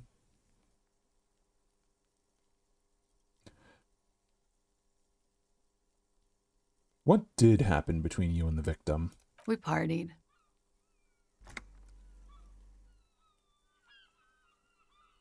You mean, what kind of partying? Point to your bloated face, the kind I do. With all due respect, sir, I think we partied a little harder than that. Harder than this? Keep pointing to your face? I didn't know it was physically possible. Oh, it is. You're still alive. Oh. What did you do when you partied? We drank, sir. A lot. For weeks, basically. We had that effect on each other. We made each other drink harder. That's why I liked him. What else? Stimulants. Speed also has that effect, making you drink harder. And then drinking harder makes you do more speed. It's quite the combination. We also had sex. Okay, understood. Mm-hmm. It must have been hard for you, point to the yard, seeing him there. Oh, yes. I've had a great view. From the roof, out of the bathroom window, in my dreams. You called us, the RCM. Yes. Logic, easy success. Jackpot! The call, reporting the hanging. That was you? I made it. And I would appreciate it if you didn't tell everyone. In Martinez, they call it snitching. Reporting crimes is confidential in Revachol, miss. If it's snitching, then why do it? Because I couldn't handle it anymore. None of these people called. He just kept hanging there. Then they started stripping him. Empathy, challenging success. Tearing off his armor, demeaning him, throwing rocks at him. The voice was disguised. Did you... I didn't exactly disguise it. I just muffled the mic and nicked the landline a little. Nicked it how? With nail clippers. And I diverted some radio fuzz into the cold wire. Oh, logic, trivial success. So she's Garte's mystery phone cutter. And in the process, you broke the landline downstairs. Did I? Fuck. I didn't mean to. I had no idea what I was doing. Why go through all the trouble? I don't know, sir. It was stupid. I was drunk, too. I was probably afraid the union was listening in. Locals say they have ears in the wires. Drama, challenging success. We're not entirely convinced about that answer, but okay, let it slide. Pushing won't help here. Thank you for making the call, miss. It was the right thing to do. I didn't want to, sir. But if I hadn't, he'd still be hanging there. We're back to the here. Let's see, it could also be Shivers, since those two regard him kind of meta layer over the physical realm. I suppose, yeah. I mean, yeah, Inland Empire is definitely, it's described as the gut feeling. I suppose authority is more of like, you know, like your actual authoritative presence is the word. What can you tell me about him? Name, eyes, age? I'm sorry, I can't do it. Not right now. Later, maybe. I keep seeing him. Like he is now. I can't talk about his, I don't know, hair. Another puff, more nervous. I know it's difficult, miss. We can return to it later. Yeah, this is my first playthrough. Inland Empire, medium success. She meant she sees him in her dreams. I've also seen him in a dream. Later. You pissed it all away, all of it. Elysium. What did they hang him for, if not rape? He had something to do with the strike. One has been roiling since I got here. Rotten timing. But you probably know all about it. And his role in this strike was... I think he was in a security detail. He was ex-military, worked for Wild Pines, and against the Union. We didn't discuss work much, if you know what I mean. But I understood it was dangerous. And they lynched him for it? She nods. How do the Hardy Boys know you? They're frequent guests. Downstairs, they have a booth for Union members. They're probably down there now. And how did you meet? Over drinks. It's been a long, boring winter. Did you party? A little, yeah. Like you partied with the deceased? No, not as hard. I'm sorry to have to ask this, but have you had a physical relationship with any of the Hardy Boys? I have. Which one? Which ones, sir? I don't remember precisely. Titus, obviously. But as I said, it's been a long winter. Suggestion, medium success. Could that have been a part of the reason they hanged him? Could that be why they lynched him? Jealousy? I hope not.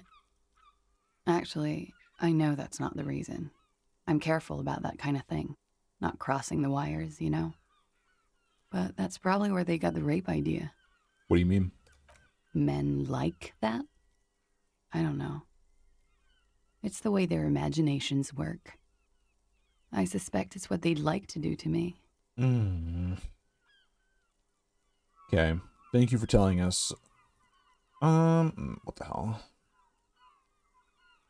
I'm not going to push it. Thank you for telling us all of this, miss. She breathes a silvery sigh of relief and weariness. The air on the roof feels humid. Should we head by downstairs, officer? We may have things to discuss there. Inland Empire, medium success. As he says so, you feel the young woman looking at you. You get a feeling you can't quite put a finger on. A suspicion? I had something else before we go. A little thing.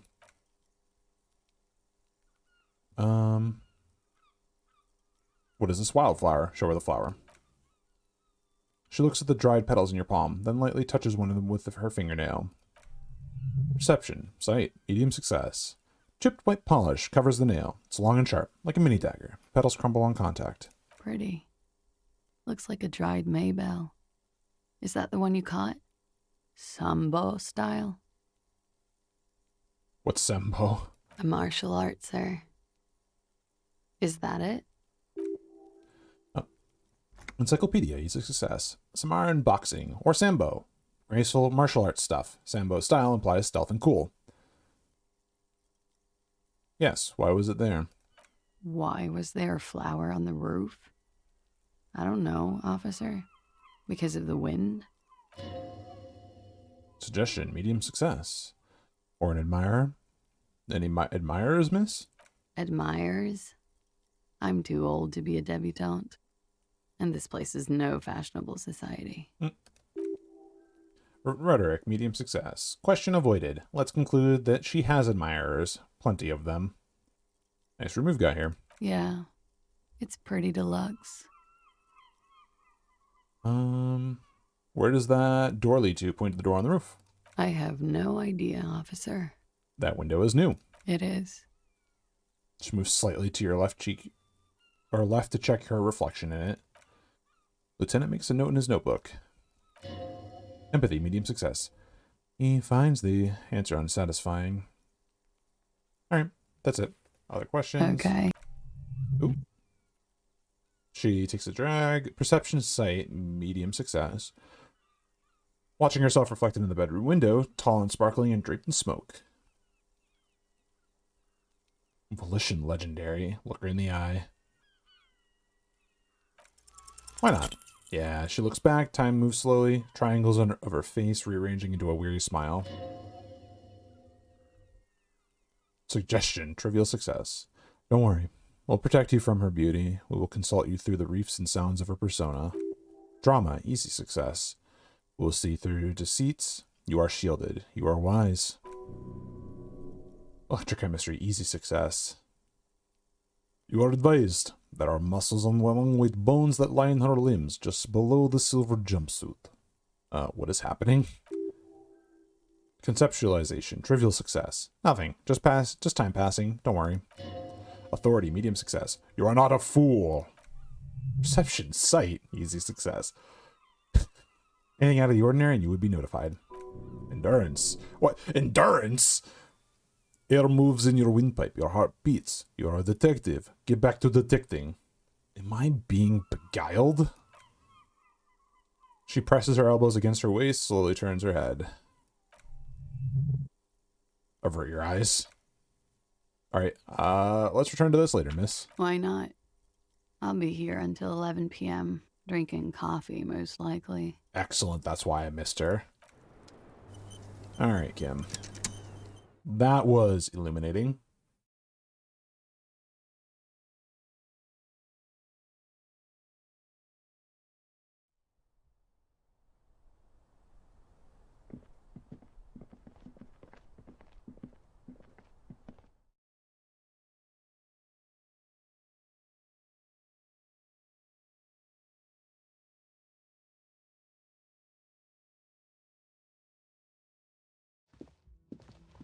Looks like we have more to discuss with those so-called Hardy boys.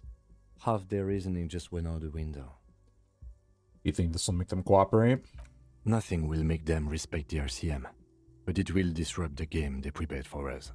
We just stripped off one layer of whatever it is.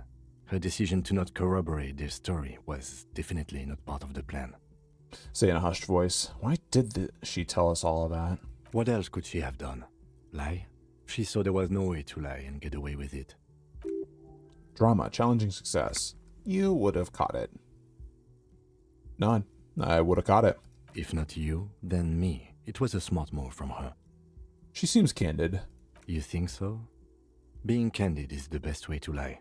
The appearance of candor with some facts thrown in draws attention away from whatever one chooses to omit.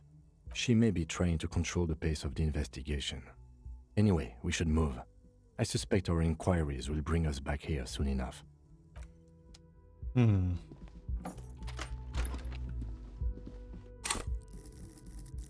I have 2 skill points now.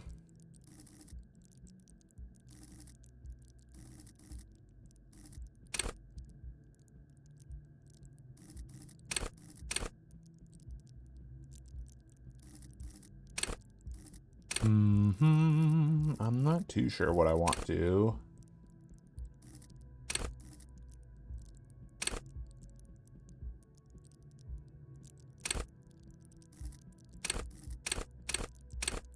Damn shame I can't level up the base stats, but that would be very costly.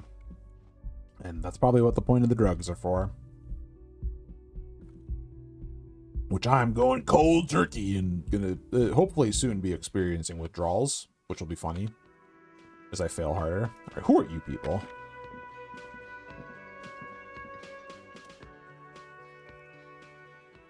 Horse-faced woman. The woman in an RCM patrol officer's uniform winces as she notices you. I would really prefer not to talk to you right now. Authority, easy success. A patrol officer is the lowest rank in the RCM, below lieutenant and sergeant. Hold on, you're a patrol officer of the RCM? Yes, I am. Is everything alright? Why don't you want to talk to me? I don't know. I mean, why would I want to talk to you? It's cool to see another cop. I thought Kim and I were the only ones. Let's just do this by the book, okay? By the... Pinches the root of her nose. Empathy, medium success. Something changes in her. It's pity. Pity comes over her. Okay, fine. Let's talk. What did you want? Rhetoric, medium success. What does one talk about with a fellow officer? What precinct are you from? What precinct? Esprit de Corps. Am I from? God, he doesn't know. Fucking deranged lunatic. The sunglasses wearing man pushes through his teeth. Conceptualization, medium success. You're getting an intellectually unsatisfying vibe from this conversation. Maybe you're doing something wrong? You're the police, right? No, bye. Wow, so someone's been a little boring? What? Yes, my standard liege. Someone's seen all sorts of wild ideas pop off and thought, I'll take the boring one. The regular, please. The brown. Look, I'm just trying to do my job. No need for extravagance. Of course you do. Let's get it right to it. My lord's compo type is regular cop. I'll let everyone know I'll send out a telefax. This'll be my compo type now? Yes, the type of comp you are, sire. Think of it as a caste, a class even, a nation of regular law officials that you belong to. It comes, of course, with the usual benefits. Why not? Send the telefax then. I'm not ashamed. Done and done. No actual communiques will be sent, of course. That would be too dramatic. Fucking whatever, dude. I'm being sassed by my goddamn brain again. It's -2 to the... Nothing funky. Fine, whatever, dude. Oh, hello, dear. You. Hi, gendarme. Another rendezvous. Hey. Hi. So what brings you here?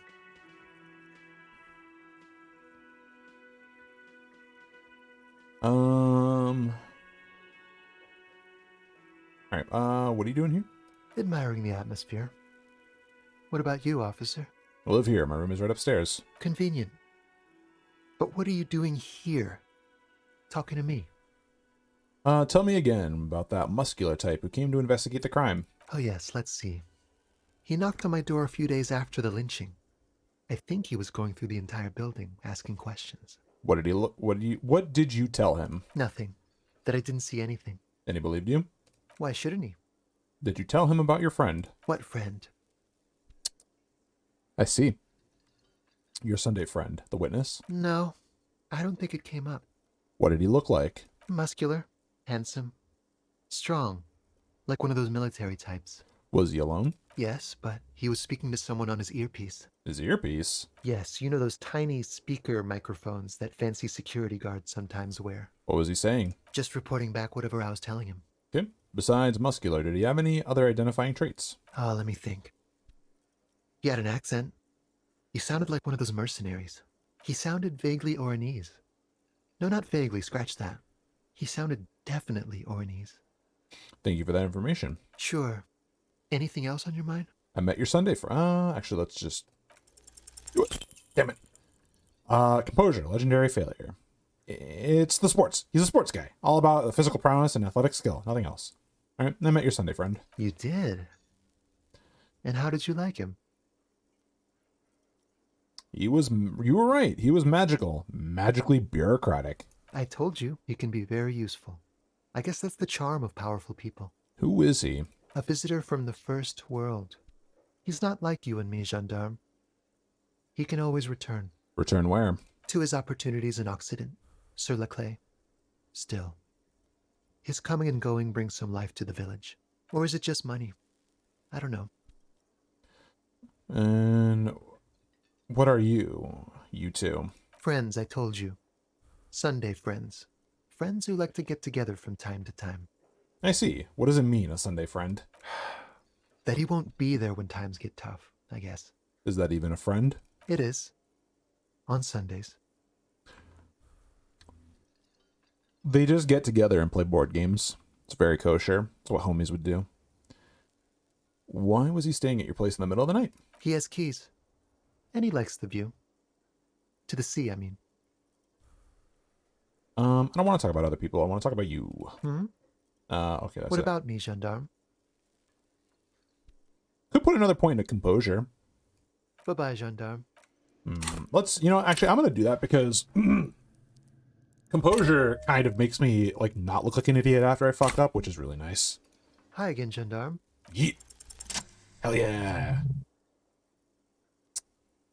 That's not what I... Composure, legendary success. Could he be a member of the homosexual underground? Encyclopedia, medium success.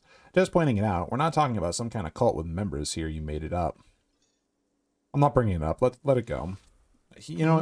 If he's doing his thing... Not... I mean, I kind of figured, but that's funny. Good for him and his Sunday friend.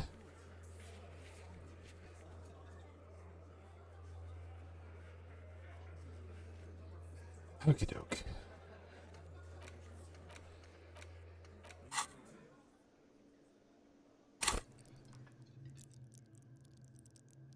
I suppose, yeah, in this time period, it would make sense that it is the quote unquote homosexual underground. But that's fair.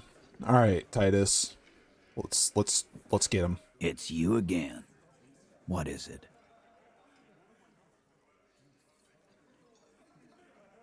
All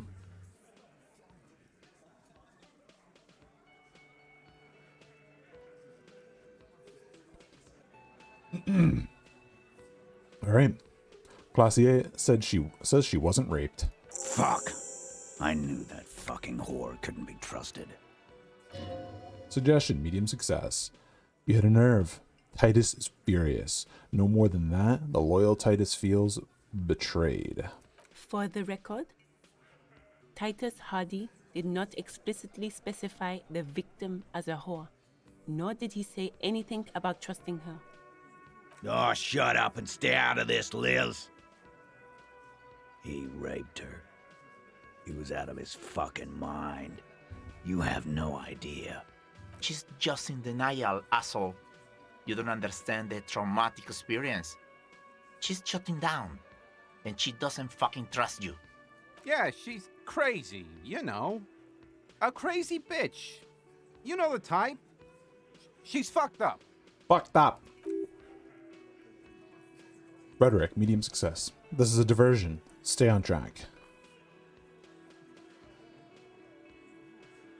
Cut the bullshit. She told me the truth. Lawman, I'm at the end of my goddamn rope with you. I fucking told you not to push her. And you went and pushed her. I am gonna fucking... Reaction speed, easy success. Hit you, duck. Titus Hardy. Her voice rings through the room like a warning shot. Authority, medium success. Success! Titus backs off. Fists down. Everybody. Everett personally sent me to take care of this. If this goes south, we'll all be in the shit. But you, Titus Hardy, are going to be buried. Am I understood? Rhetoric, medium success. When she's angry, she emphasizes the S. It gives her voice a strangely hypnotic quality. Her lips barely move as she speaks. Suggestion, easy success. Someone has to rush in to break the tension. The second in command. Look, Copper. We know that that fuck was a rapist and a killer. We got him confessing to it on tape. Show it to him, T. What's the harm, right? Here, jerkwad. Listen to this shit. And then come back and tell me this soldier of the apocalypse was an innocent man. Logic, medium success. This is their last play. This tape. Their story is in tatters, a mess. It might be nice to listen to, but at this point, you don't need to. Why should I care about the tape? You lied to me. You don't care about evidence. The fuck are you a cop for, then? Pigs, T. They don't care about getting the truth. They care about getting convictions. They are fucking keeping a score on their bulletin boards. I won't be on your bulletin board. If you don't listen to the tape, we got nothing to talk about. Rhetoric, medium success. There are a lot of questions. If you ask them now, they'll just keep bringing up the tape. Listen to it and they'll have nothing left to hide.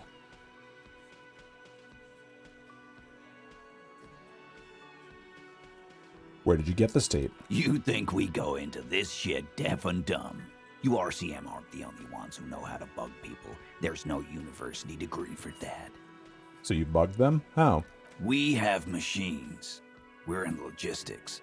How do you think a harbor works? It's advanced stuff. Understood? You've listened in on their communications. How long? Since way before their chief started taking swing lessons. Things got nice and quiet after that. Which one of you is doing this advanced radio work then? Yeah. And then she's gonna be like, oh, it's not advanced. You just hold up in a coop all day, writing down what they say. It gets hot as hell in there. Don't put yourself down, Angus. It's important work. The chief picks his beer back up to offer a silent toast. Yeah, man. You're like a radio genius or something. Those notes are some in-depth stuff. Indexes and shit. So what's on this tape? What's on it? We call it the Dorgun Mega Mix. You'll know why. Won't you listen to it? Where can I listen to this? I'm sure we can find a tape player. Yep. Where can I listen to this? Why don't you try shoving it up your ass, genius? Ooh, my ass is a great tape player. Thank you. Yeah, play it with your ass, cocksucker.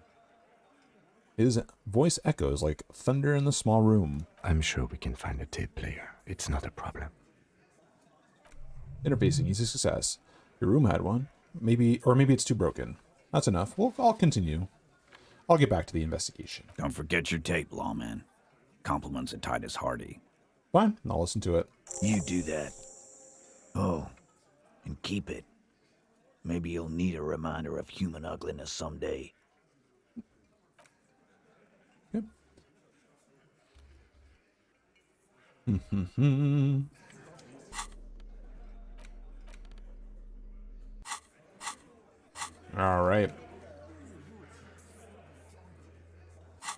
see.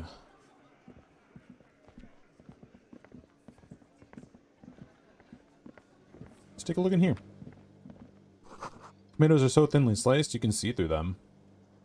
Nice. Cool. I'm glad.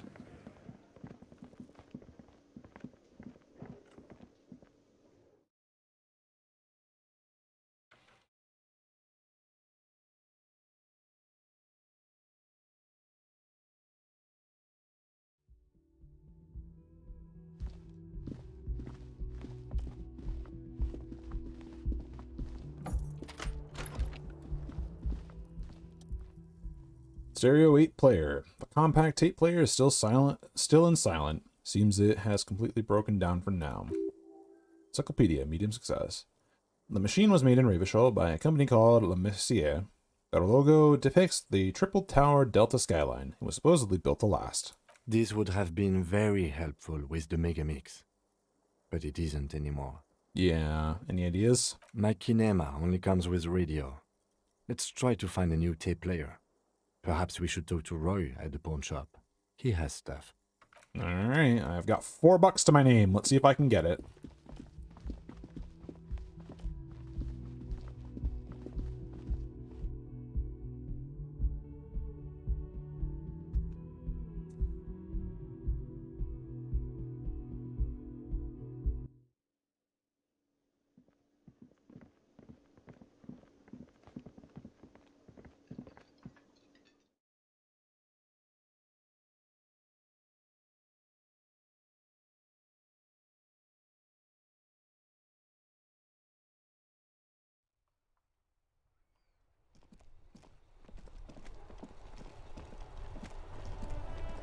Oh, I should do this real quick.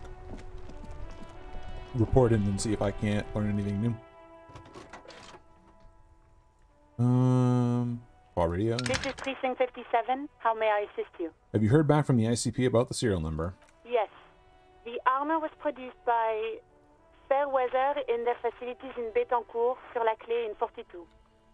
It was part of a special order for Corps de Pharmacie, a security firm contracted to protect the interests of Oranese pharmaceutical companies in the Semenine conflict. So, it seems the armor went to Semenine.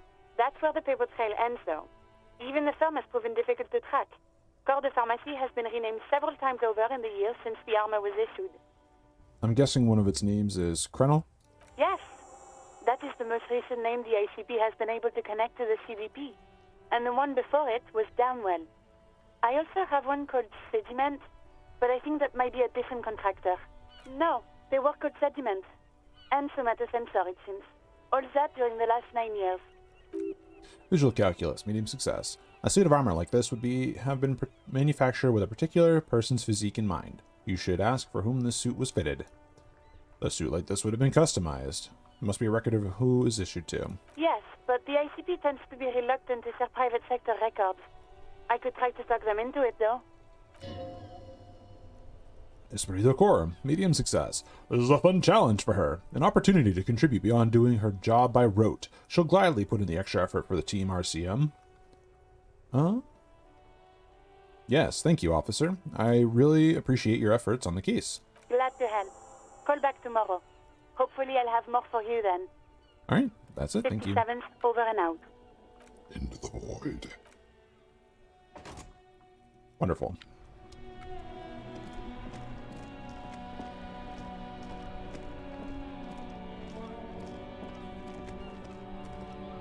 Well, does that mean the water lock is open now? Oh, there's workers here. Hello, folks.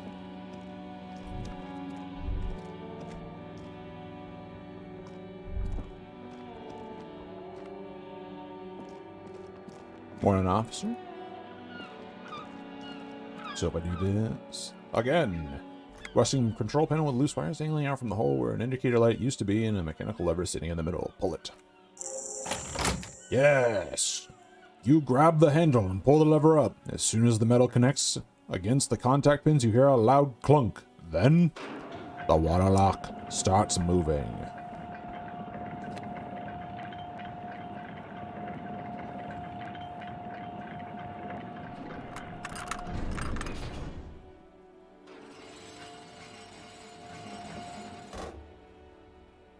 Okay, if we ever need to get to the coast, then this is the way.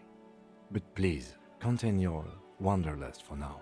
I don't want us to get sidetracked, not with everything that's going on. Excellent. Esprit de corps, easy success. Focus on one thing, achieve it, then the next, he thinks. That's the task chain. Yes? Let's get him to send the body off to processing after we do the stereo player, or figure out how much it costs to get the stereo player, because I probably do not have the money for it.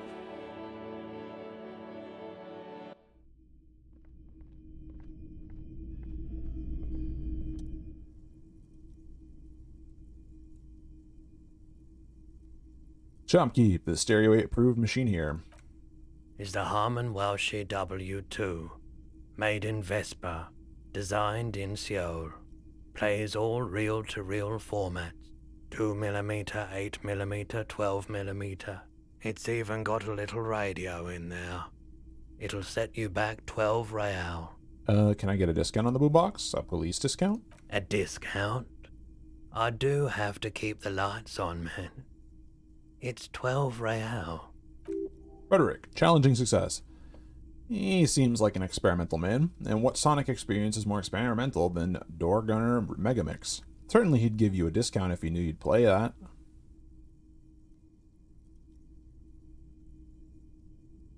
Ooh, I'm not just doing any police work. I've got the Door Gunner Megamix here. An era-defining work. Let's do 4 real. 4 real is offensively low, but just this once. For the music, concrete, cop. Hell yeah, dude. Thanks for the discount. Here's the money. And here you are. Quality sound reproduction on the go. It'll play anything, wherever. Turn any tape into a conversation of sounds and shapes. Yo. Oh my god. Yeah.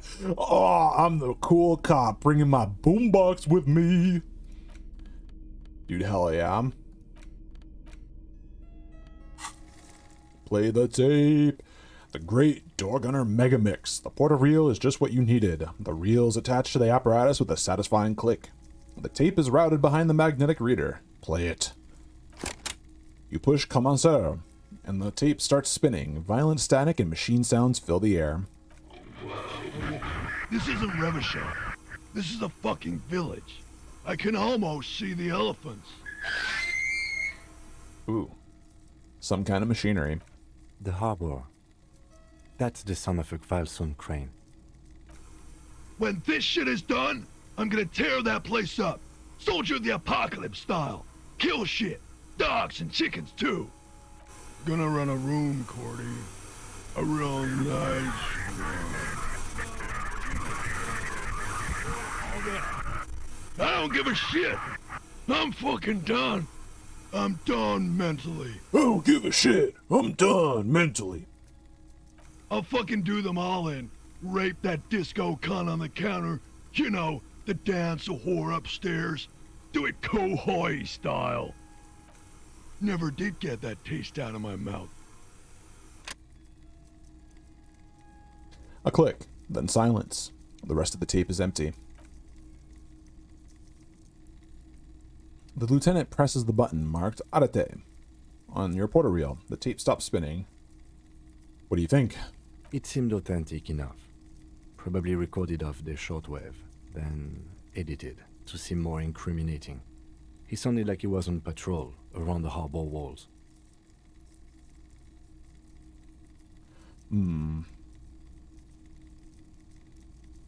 He also sounded... Yeah, I agree. He also sounded inebriated. Still.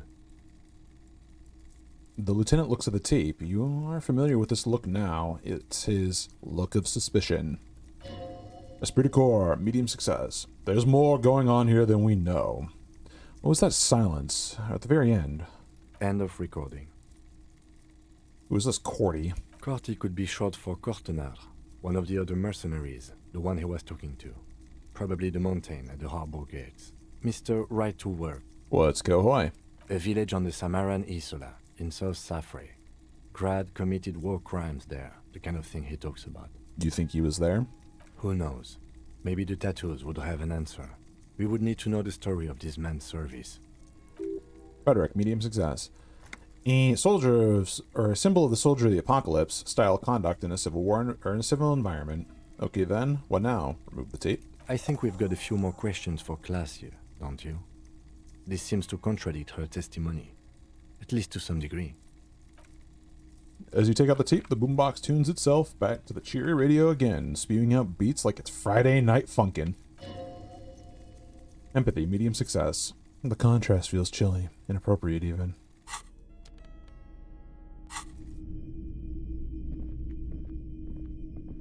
I'm so fucking walking around town with this damn thing. I don't give a shit. Like, how do you diss an officer that's this fly?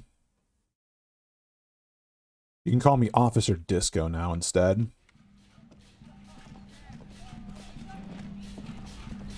Ooh.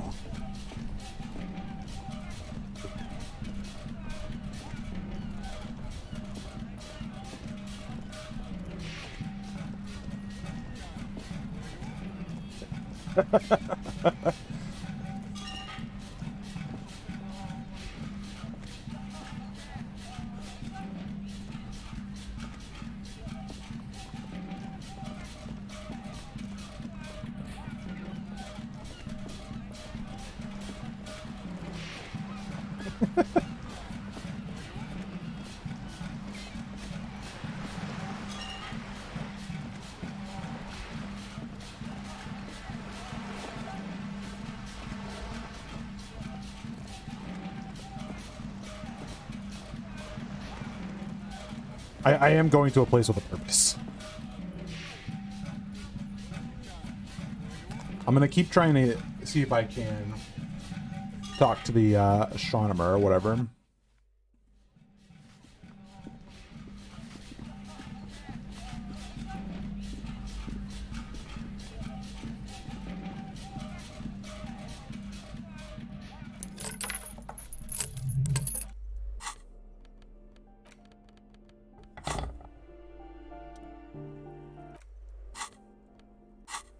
I would need to level up my interfacing again to get in there. I think that's the only way I'm going to figure out what those tattoos have.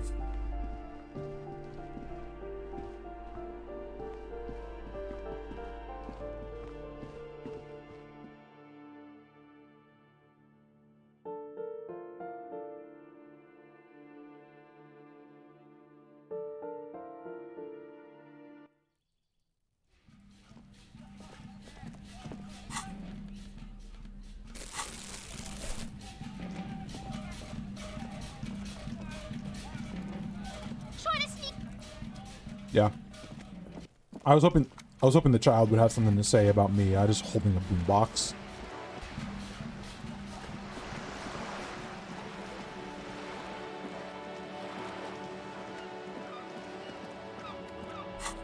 Hold up. Play my music. Damn it.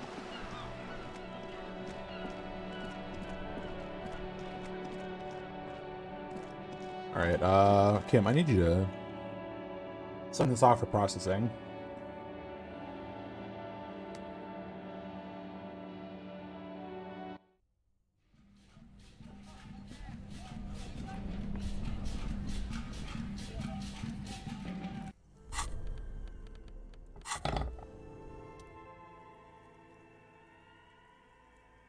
Really?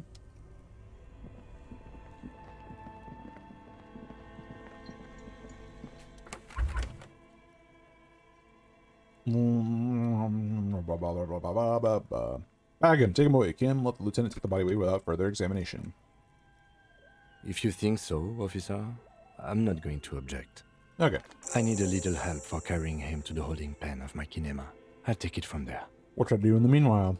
Continue working here. The locals, the case, or attend to your own business. I will meet you downstairs in the Whirling in Rags tomorrow morning, 7:30 sharp. Bag it, drag it.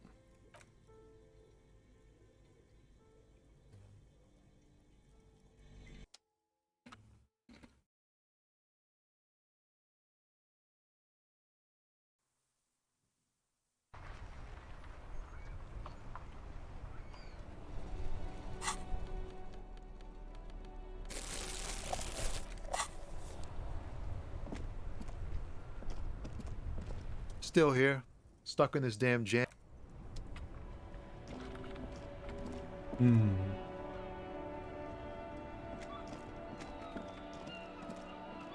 Yeah, let's see if I can't talk to her again. Actually, no, I want to go investigate the shipyard.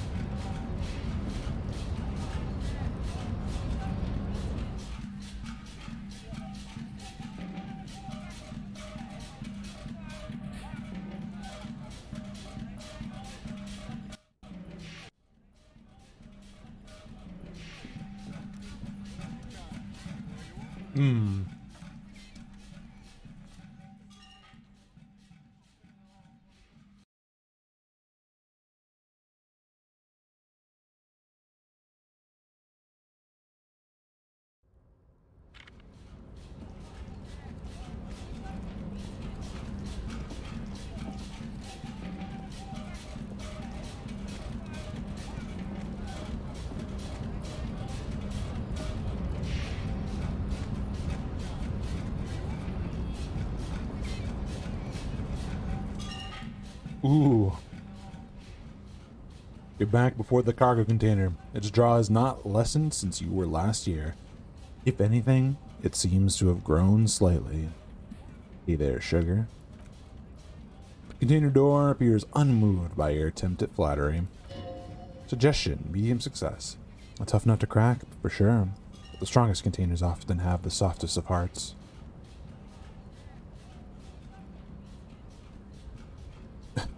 You're a fine piece of engineering, do you know that? The door does not respond to your advances. Is it possible that it seems somehow more closed than it was before? Open it. Damn. I was hoping.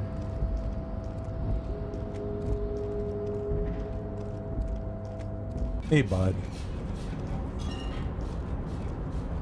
Oh, hey, mister. I knew you'd be back to talk with old Leo here. Yes, I did. Yes, I did. It's like Lady Larice said when she opened a bathhouse in the basement of my apartment building. They can only get so far before they're aching to get back. And lots of folk really did keep coming back. I had some questions for you. Now, if that's not too much trouble. No trouble at all, mister. No trouble at all. It's like that old saying goes, wisdom withers if not shared. And old Leo is always... Let's see.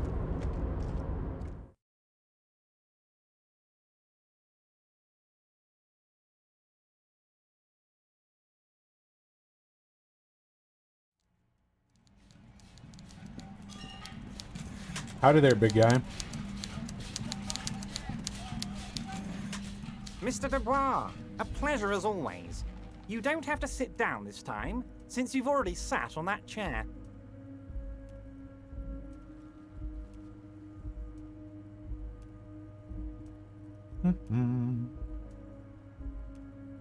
What's in the container that's outside your office? My dear Harry, there are literally millions of containers in this harbor. I couldn't possibly remember what's in all of them. There's something special about it. It was attached to the Kvalsund crane. Harry, you smooth-talking son of a bitch. Time is a precious resource, and I don't have enough of it to count containers with you. Hold up. Get me back up there, damn it. I can't... There we go.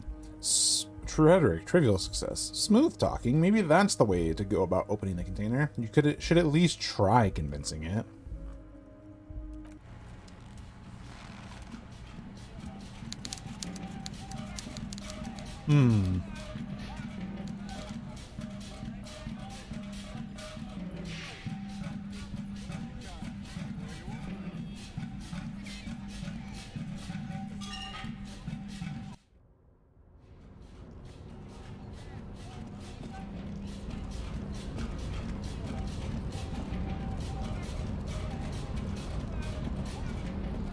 Open up door.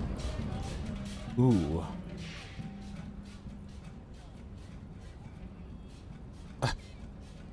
Rhetoric. Impossible. Persuade the door to open. Damn. Why are you even trying to open the door with rhetoric? Because getting physical wasn't an option.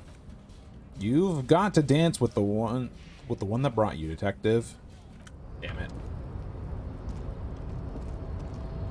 What a shame.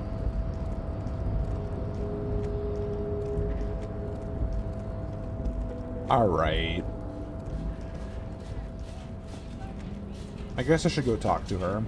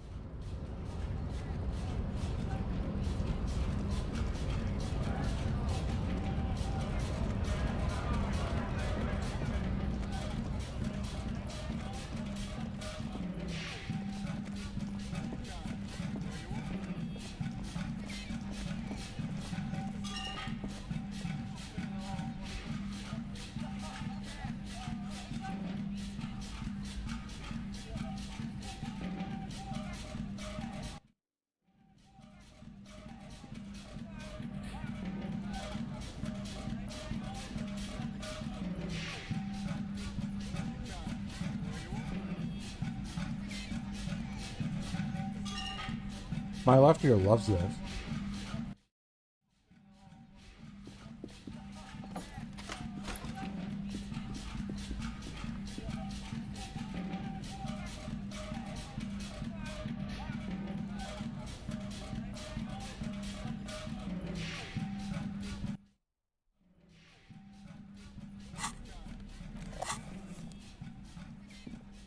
Fine. I'm done being a meme lord. I mean, at least with the boombox, that is.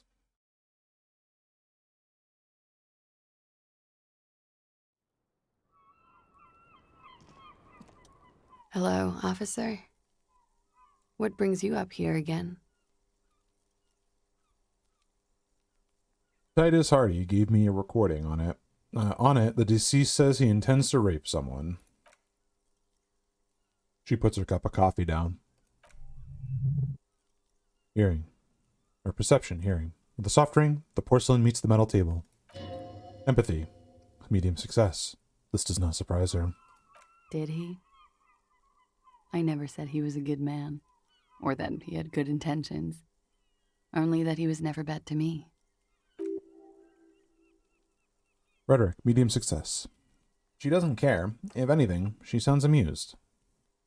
On this tape, he specifically identifies you as the target. Where did they get this recording exactly? Intercepted radio chatter. It sounded authentic enough. Does he say he's gonna do it Soldier of the Apocalypse style? Those are the exact words he used. Yeah. That was practically his pickup line. She picks the cup back up. Did he say whores a lot? Was he pretty much on the verge of doing it Kohoi style? Yes. Yes, Kohoi was mentioned. He wasn't actually there. He didn't do a tour, or at least didn't tell me he did. Would have been overkill anyway. He lived his own little Kohoi. It wasn't his everything. Why say things like that? Was he bragging? Oh no, I'm pretty sure he did all those things. Then integrated them into his idea of normalcy. To keep on living. Until they just sort of turn into his, what's the word I'm looking for? Coping mechanism? No, this would be persona in this case. Running joke. Oh. I was gonna say running joke. And it sounds like you didn't even get the good bits. Lely's punchlines got way, way funkier than that. He was like the Seminese conflict, the Kohoi massacre, and the 36 famine in Yezut all rolled into one person. then cast Inorani ceramic armor, which he wore in bed and in the shower. That's weird. Empathy, challenging success. When he said he was done and done mentally, it didn't sound like a joke. It sounded like a deeply troubled man. Hold on. He said he was mentally done. That sounds like a broken man to me. Well, maybe I pieced him back together with my magical personality.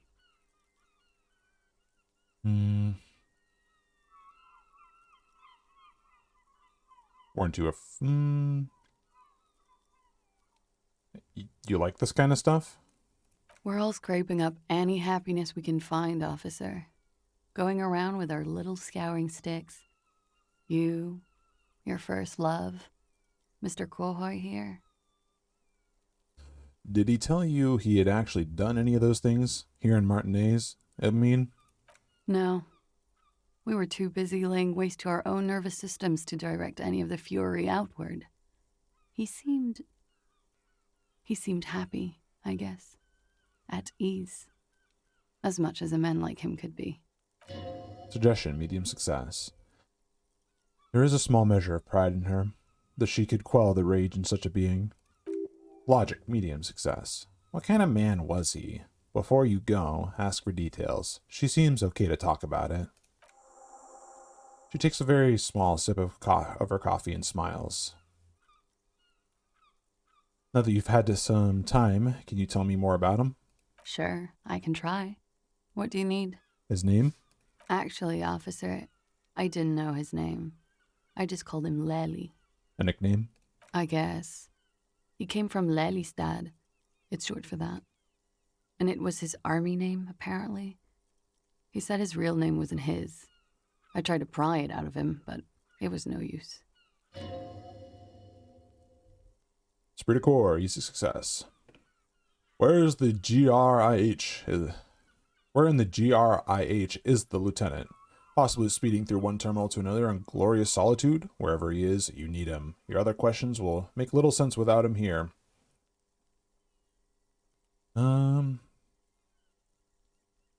Let's talk more about this so-called assault. Not my favorite topic. Oh. But okay. Never mind. How about we, change the subject to something more lighthearted now? Okay, well, we'll turn to this later. So I do need to fuck around a little bit. See what I can get myself into.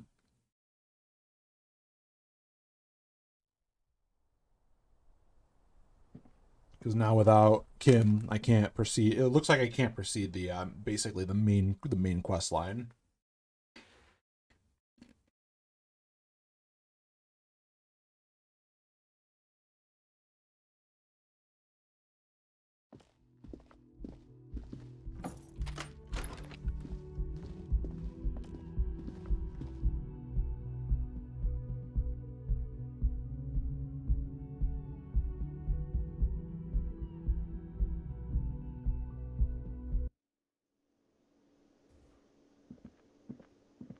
What about you, buddy? You look like shit. Your ruffled face reflects in the man's sunglasses. And I don't mean that as a metaphor.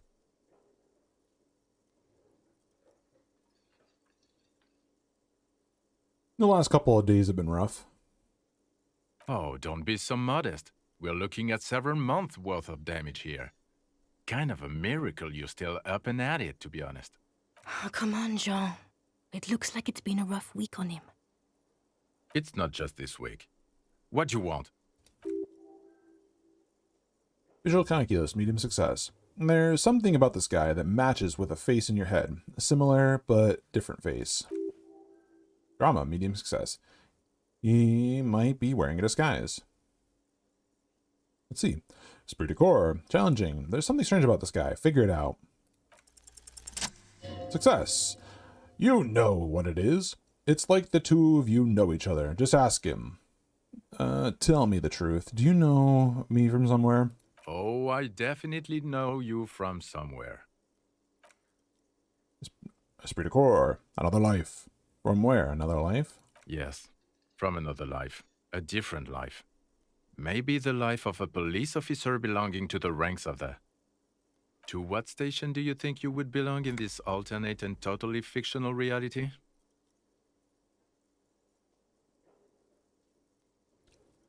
41st.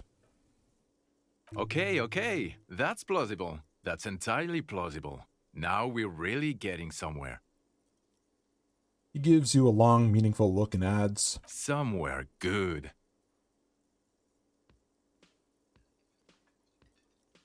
Talk more about the hypothetical Station 41 you mentioned. Oh, what the? Did that audio just bug out? Oh, the hypothetical 4-1. Yeah, let's fantasize about that. He blinks aggressively. I'm not busy. You're not busy. Let's just play around. So what would our relationship be in this alternate universe? Let's be crazy. Let's say you and I are partners. How's that for a thought experiment? You seem like a cool guy. I'd love to have you as my partner. Would you now? Or would I be cramping your style? Never mind, partner.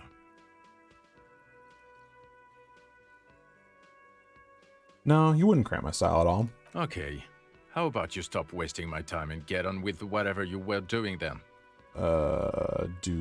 What else is in our imaginary police station? You're not going to believe this, but police officers. Gasp! Yes, sir. Solving crimes, locking up bad guys, and get this, and not getting that drink on at 2 o'clock. Just some regular boring motherfuckers in suits and uniforms. Nothing spectacularly extravagant like you, the far-out son of Lang. Do you have a crime to solve? That weird thing again. Oh no. You see, I enjoy watching other better cops solve crimes, and let me tell you, it's been quite a privilege seeing you work. This isn't helping. Who is the far-out son of Lung?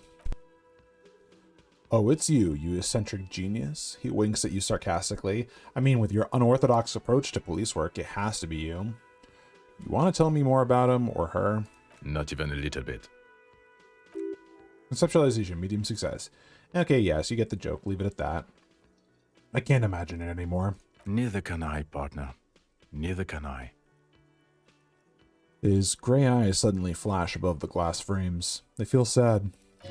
Empathy, medium success. It's a mere second, but it feels like you saw something. A gram of compassion in that sadness. Cool shades. Are you wearing a disguise? Yes, it's a hobby of mine. He looks at you inquisitively. Frederick, medium success. As if waiting for some kind of reaction or response, something to click. It's not happening though. Who is this guy? Got some questions for you. I'm a cop. About what? You don't look like a cop. You know what you look like? Like a man down on his luck? I'm trying real hard here, man. Ah, well, go solve your case then. That would count as trying hard. Authority, medium success. You didn't answer your question. Now, will you answer some questions for me? No. Why not? Because it's not my job. Why don't you go and fucking do yours and solve this damn hanging? If you don't want to answer questions, maybe you want to hear me say things? Actually, I don't want to hear you say things. This guy has glitched audio, it seems. Come on, Jean. Okay, say things. I want to hear you say things. Authority, easy success. Hear that? He wants you to say things. Say one. Reaction speed, easy success. Suddenly, out of nowhere, case-related things start popping up in your head. Okay, I'm doing this investigation. Man is hanged. So, do you know who hanged him? Hey, why am I even telling you this? Oh wait, no, not yet. Yeah, I can see that. I don't know. Why are you? He gives you an odd look. Oh my god, there's more. You want something more? What is it? Let's talk about the hanged man again. Okay, why? So, I don't know. Oh my god. Watch out for yourself, loser. Thanks. Perception. Hearing. Medium success. The voice. So very familiar. Did you hear it when calling to your station and reporting your badge missing? Wait, your voice. I recognize it. Oh really? I wonder where. I lost my badge recently. When I called in to report it missing, you were there. That's the where you remember me from? I have a bit of a, point to your head, memory trouble. You don't say. Goodbye then. The voice thing was a coincidence. Run along, asshole. Bruh. Esprit de Corps, okay. A man with the sunglasses in his hypothetical Station 41. Weird, right? No. I guess it was kind of weird, yeah. There's something we're missing here. Something you can't put your finger on. You know what? Just ask him. I know it sounds crazy. You'll probably get laughed at, but still. I was just thinking the same thing. I should just ask him if we're from the same station. Yes, just cross it off the list. It's probably not true, though. Again? I can't believe this shit. Look, I just have to ask, are we from the same police station? I'm going to say no. Just to see what you'll say to that. What'd you say? Okay. Okay? Jean, he said okay. Give it a rest. Esprit de Corps. I was clearly wrong. He's a firefighter, male nurse, animal control agent, something of that kind, not a cop. Go on with your cop work. Don't let me stop you again. See you around. All right, lady. Yes? What is it? Look, something is really bugging me. Are we or are we not from the same police station? God damn it, you leave her alone. Keep your weird bullshit to yourself and be professional for once, for fuck's sake. Can I actually help you with something? She looks at you apologetically. Yes, of course. Preposterous. I mean, you would remember if they were, right? Who forgets their squad mates? That's not possible. You with him? Point to the guy with sunglasses. Of course I'm with him. Why do you ask? He seems like a cool guy. Well, he's not. He's a sack of shit barely kept together by crazy glue. But at least he tries. Unlike you. Please, let's not turn this into another exchange, okay? You're the police, right? Cool, so am I. I don't know what to say. Don't say anything, Judith. What are you, the police, doing here? I'm just looking out for... Empathy, medium success. You? No one. I'm just a man with sunglasses, and you are... Say nothing. I just want to do my job, that's all. She says quietly and looks away. Composure, medium success. Something about that man with the sunglasses and you, the energy between you two, is making her uncomfortable. Alright, bye-bye. Regular law official. You've done it, Harry. Whatever else you are, you're also boring now. It was not easy. You spent most of your life trying to funk up every nook and cranny of your personality. When someone says something political, the first three thoughts in your head are a ludicrous hodgepodge of communism, fascism, and stock tips. When they ask you why you did something, it's superstardom, apocalypse, or the mea culpas of the flagellant cop monk. It's not easy reaching for the fourth option, the normal one. But you have. And now, you're not just crazy. You're also boring. Tight.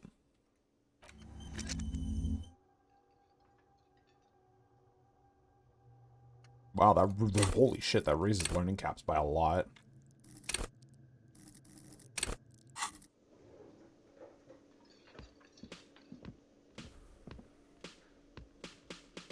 Damn, dude.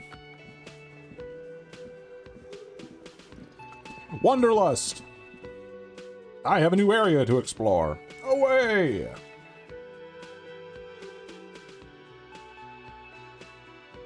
I don't have Kim holding me down. Or also covering my ass, because apparently I'm, no.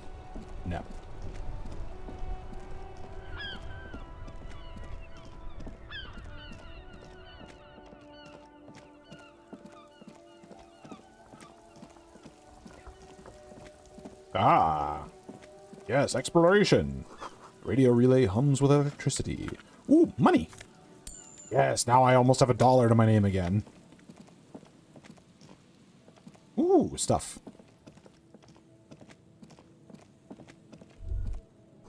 Traffic beyond the gate. More abandoned motor lorries. More drugs. Hell yeah. Sign says, no entry. Someone scribbled an inverted star on it. Equip the pry bar. Ooh, sunglasses. Jamrock Biker Cop Sunnies. +1 empathy.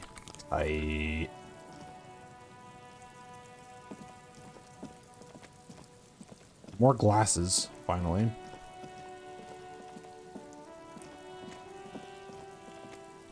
Breaker box to power the radio pylon above you. Maybe there's something inside.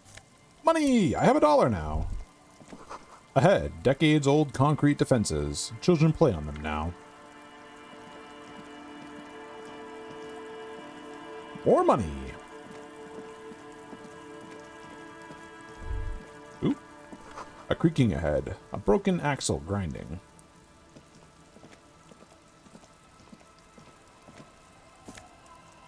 Banged up fuel canister.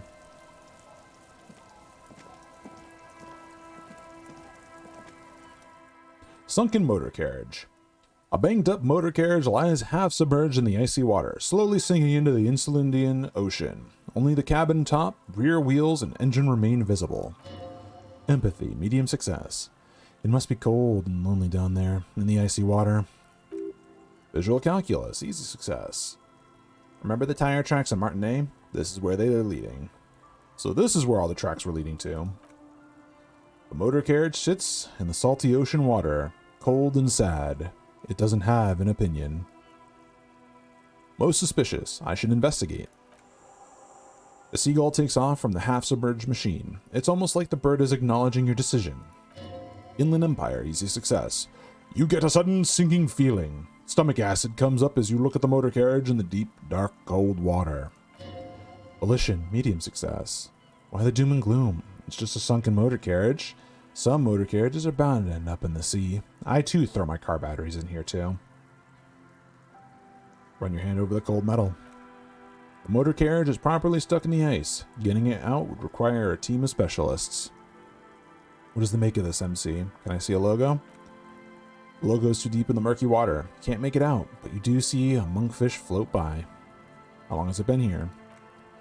The accident couldn't have happened too long ago. The ice hasn't closed up around the vehicle, so the crash must have happened last Saturday or Sunday. Visual calculus, medium success. The estimate is correct. The incident probably occurred on Sunday evening. Well, looks like Jacob Irv's journey came to an abrupt end here. Your mocking tone finds no response but the motion of the waves. Yes. Rub your chin. Crazy recklessness. The sad, sunken vehicle refuses to respond. What should I do? Although the sunken motor carriage is properly flattered by you addressing it, it does not supply an answer. Logic, medium success. Wait for the low tide, then you should be able to access the cabin. Sit on the swing and wait for the tide to recede.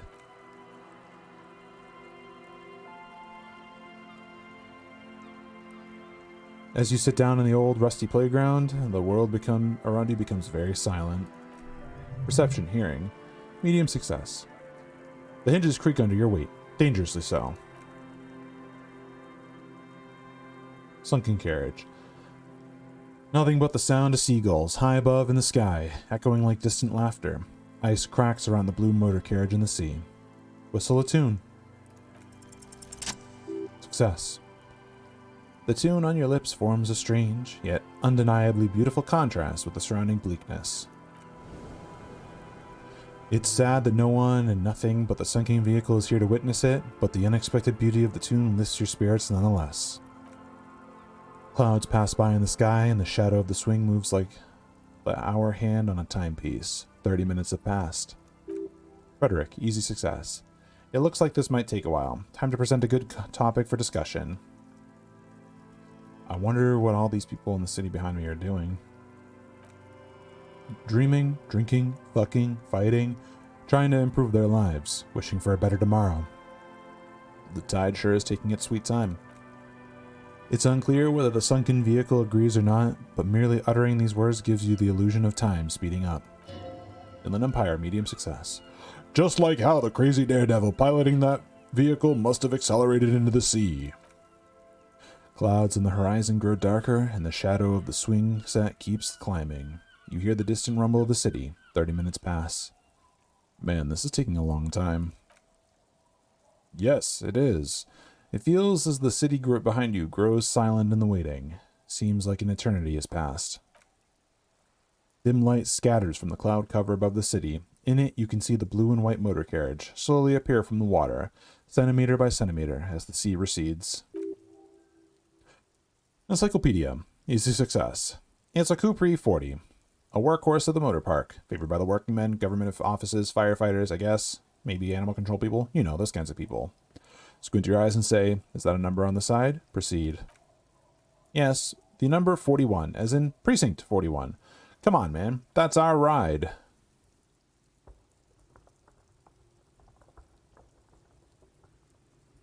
Even if the motor carriage is mine, literally anyone could have driven it into the sea. Come on, Harry. There's nowhere to run. It's just you and me, old friend. Oh, God, no. I'm so sorry, Harry. Trivial success. Inland Empire.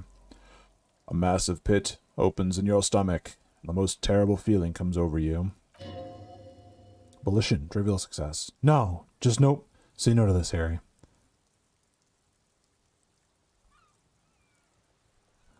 Oh, God, it is mine. I drove my car into the sea. Yes, Harry, you did. No, no, no. No, no, no. The sooner you accept it, the sooner you can move on.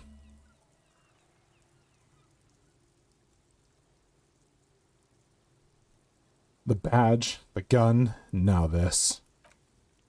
Keep moving. You're a shark. You stop, you die. I could fix it.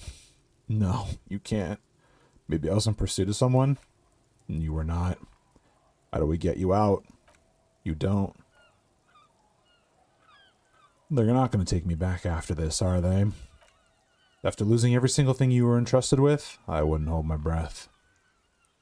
Well, at least I can see what's in there now.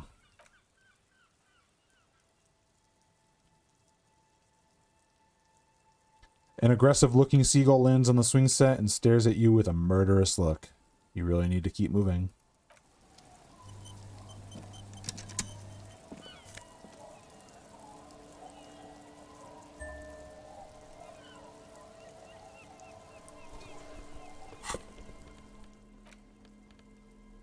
RCM badge. LTN-2JR or FR Dubois. Interact. A police badge on which you see the photo of a man. You. Some seaweed is stuck to the back. I found my badge. The man in the photo looks at you solemnly. Study the badge. Encased between two durable plastic sheets is a bluish card with lines of information and a watermark in the shape of the street grid of Revachol West. You see a photo, a name, a rank, a document number, the date of issue, and in the lower right corner, your precinct. Look at the photo. The man keeps winking at you with his green eyes. Green-gray eyes. The photo is old, no doubt about that. Logic, medium success. But the badge is new. You've used an old photo for a new badge. Suggestion, medium success. Good choice. A newer photo would look different. How old? 8, maybe 10 years. The guy in the picture is rather good looking. He's got a nice haircut and is distinctly lacking in massive sideburns. And he's winking? Why? Why do you think? His face is already contorted by the expression. Although, it looks less grotesque on him than it did on you. It looks like you had quite the charming face way back when. Your hair is brown and slightly curly. Your eyes seem more clear somehow. Visual calculus, medium success. The lack of alcohol swallowing is a bonus. There's a pinch of that in your cheeks already. Inland Empire, medium success. Don't be fooled. The bad times have already begun. The badge in your hands shines as you rotate it, catching the light. See lines of information on it and a shining watermark. Name, Harrier Dubois. This document confirms it. Harry Dubois, i.e. Harry is your real name. Rank, Lieutenant 2JFR. That's what it says on the badge. No more information is provided. Esprit de Corps. Trivial success. You should look at the badge when Lieutenant Kitsuragi is around. He could help you make sense of all of this. Serial. REV12-62-05-Jam41.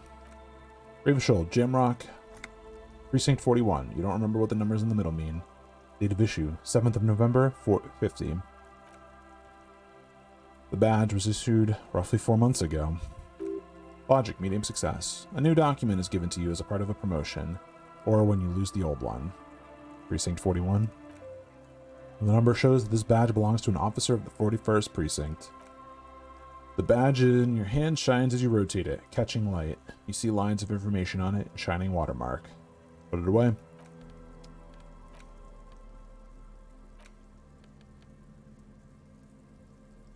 That's a nice jacket.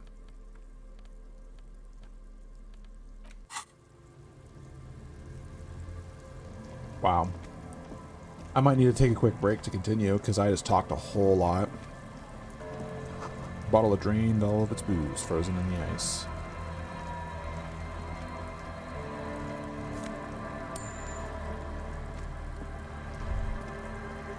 The ice just off the coast crackles, shifting.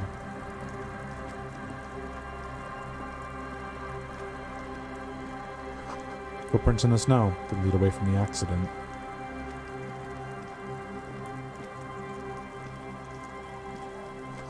The underside of a boat has recently been tarred.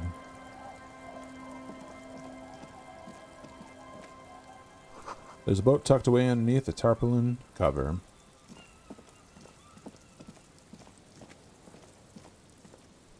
Oh! What's in this cramped shack?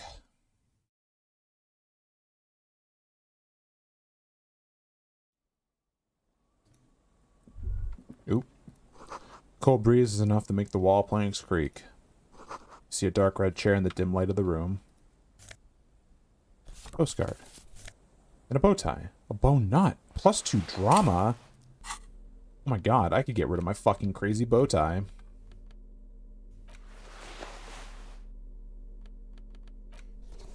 Oh. Oh. Whew. Alright, I'm gonna be right back. I'm just gonna leave this on the screen. I'm gonna go swap some laundry, grab a drink of water.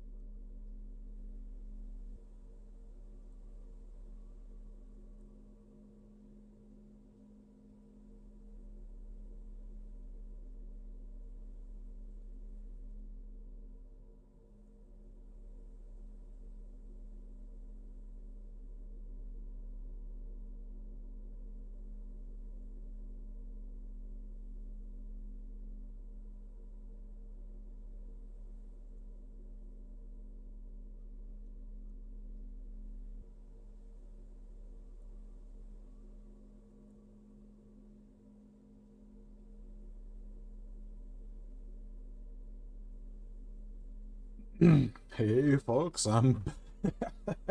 This fucking look. Oh, God, I can't get over this goddamn look, my dudes. Alright, let's cover this guy up.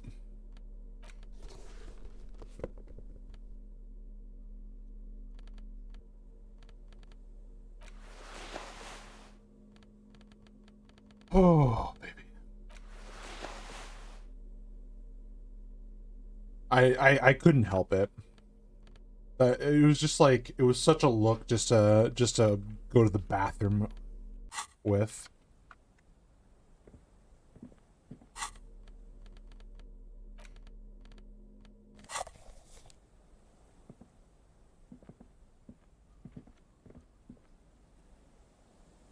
Well, this is a sad little hut, but that's fair.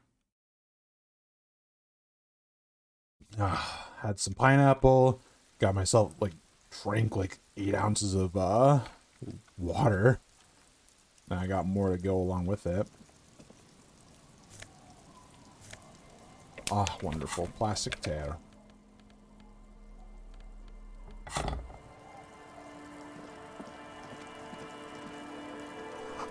Through the broken glass, dusty shelves, and a forgotten chair.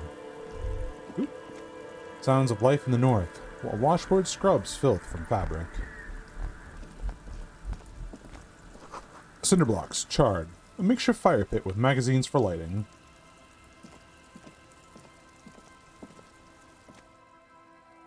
No. Get up.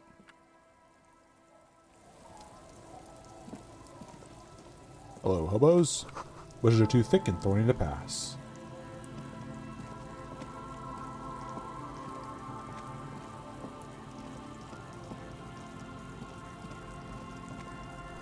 You see dust-covered linens, dried tulips on a bed. Excellent. Or pants. White curtains have been drawn shut, no looking in.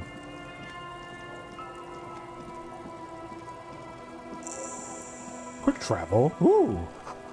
A wedding stone, well worn and covered in rust.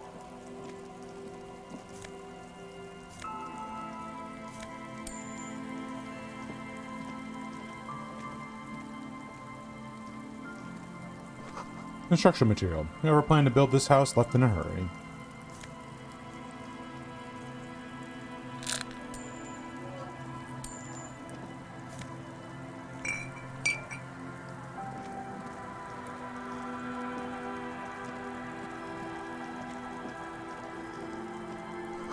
Street sign is illegible below the graffito.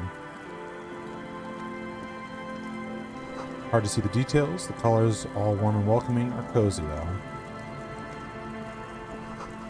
A flower trough where nothing really grows, maybe in spring.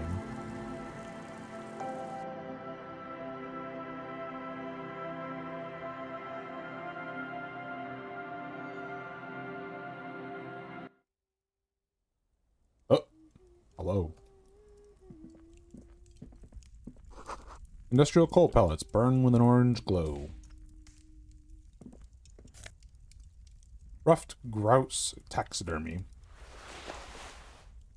I'm just stealing from a child. Hello, mister. A young girl, barely 4 or 5 years old, sits on the sofa. She's looking at you with frank curiosity. She clutches a small stuffed animal. Occasionally, she twirls it around. Where are your parents? My mom's outside. And I don't really know about my dad. She gives you a bright smile, like it's a good thing. What's that thing you're holding? It's Lammy. He's my friend. Sort of. Like... She holds the fuzzy beast up to demonstrate. Lammy is a stuffed lamb that, admittedly, has seen better days. One of the eye buttons is missing and the fur is tattered in several parts. Oh, okay. Well, pleased to meet you, Lammy. Lammy usually doesn't like strangers. But you're also fuzzy, like Lammy. That's a way to say I'm a hairy old man. Thank you. Bye! Well, this taxidermy is mine now. I stole it, but she doesn't care.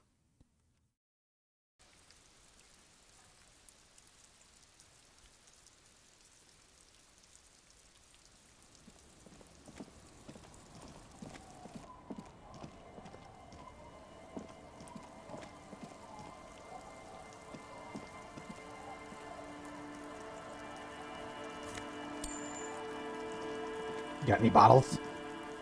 Damn. I don't. So the reason I'm not talking to anybody here, for those who are wondering, is I actually would rather have Kim around before I talk to all these people because of all the possible missed dialogue options or inputs in some cases. So I'm kind of just like scrounging around.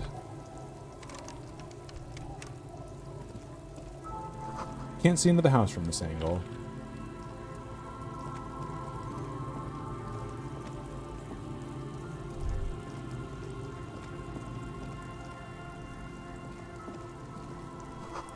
What are these doing in the fish? Boat is floating freely in the water, unmoored. The planks creak beneath your weight. That's not reassuring. The ladder leads to a school of fish swimming in the kelp.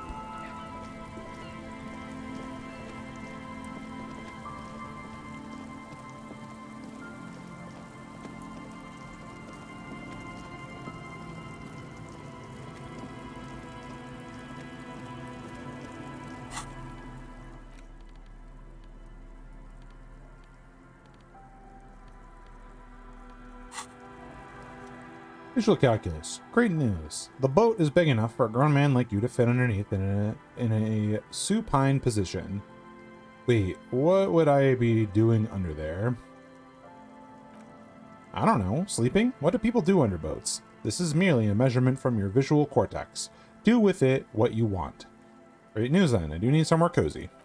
No, wait. Sorry, my bad. There's a rotting dog carcass underneath there, an old fish too. It wouldn't fit next to the mummified... You wouldn't fit next to the mummified canine's mausoleum. Perception smell. Jeez. Starting to slur my words now. Dim dog, taking up all your space. The fish smell is too rank, though. Logic, medium success. You have a home, somewhere. All cops do. When this is done, you can return. I hope so.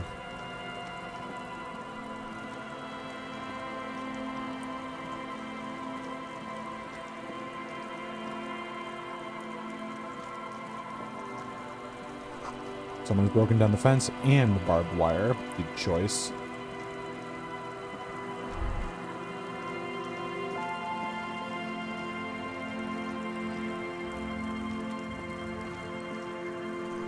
Swing is missing. No one's been here for a long time. Inland Empire. Rust peels off the bent iron post of the swing. The wind whistles through the skeleton of the small house behind you. There's desolation everywhere. What happened here? In this yard, someone thought they could have a summer house on the beach, for cheap. It didn't work out. Looks like they abandoned it. Empathy, medium success. A long time ago, someone used to live here, laugh here, thought it was a good idea to build a swing even. An intense loneliness comes over you.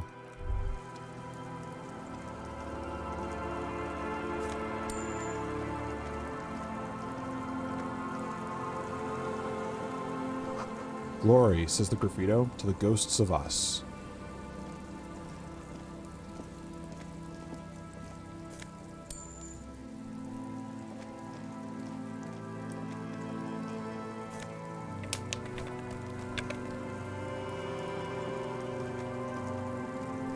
Someone has left their music collection beneath the tarpaulin.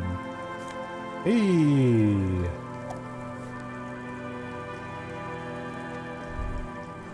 Birds in the birch tree. Barely audible coos come from above.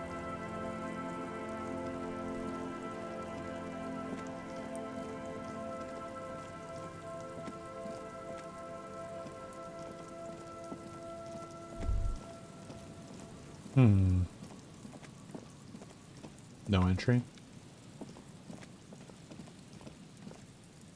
Get me over there.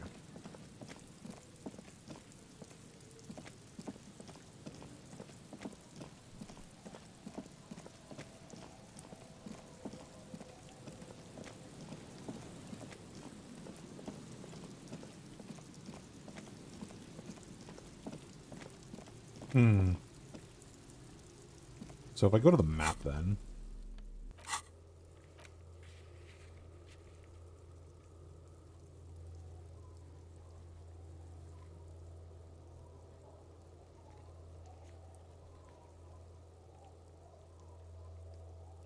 But how do I actually fast travel?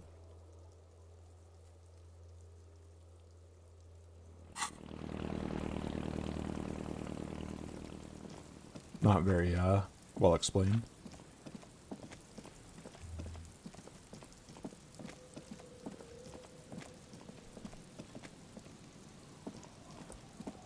Let's head back.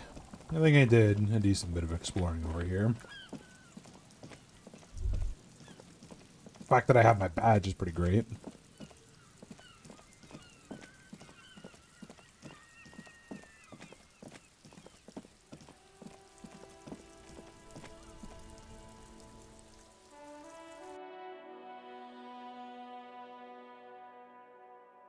So the electrochemistry check was available. I mean, I can definitely stack up for it.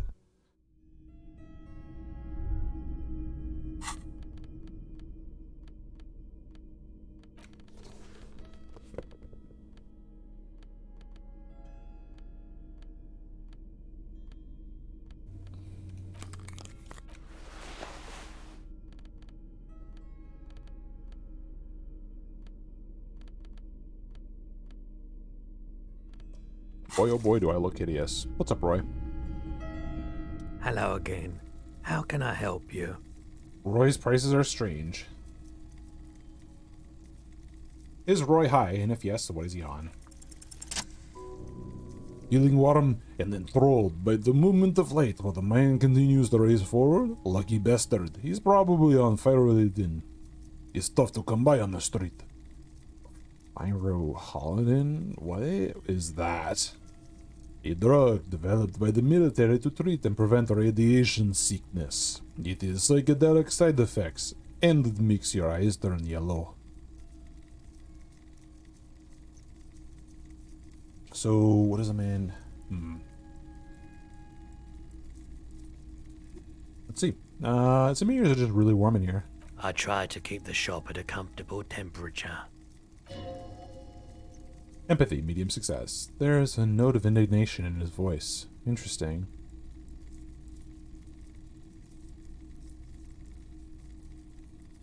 No judgment, just curious. I probably did loads of it before I lost my memory. I've had to take it. You know, since the People's Pile cleanup. I was with the Emergency Relief Brigade. The People's Pile? What is that? A bad idea.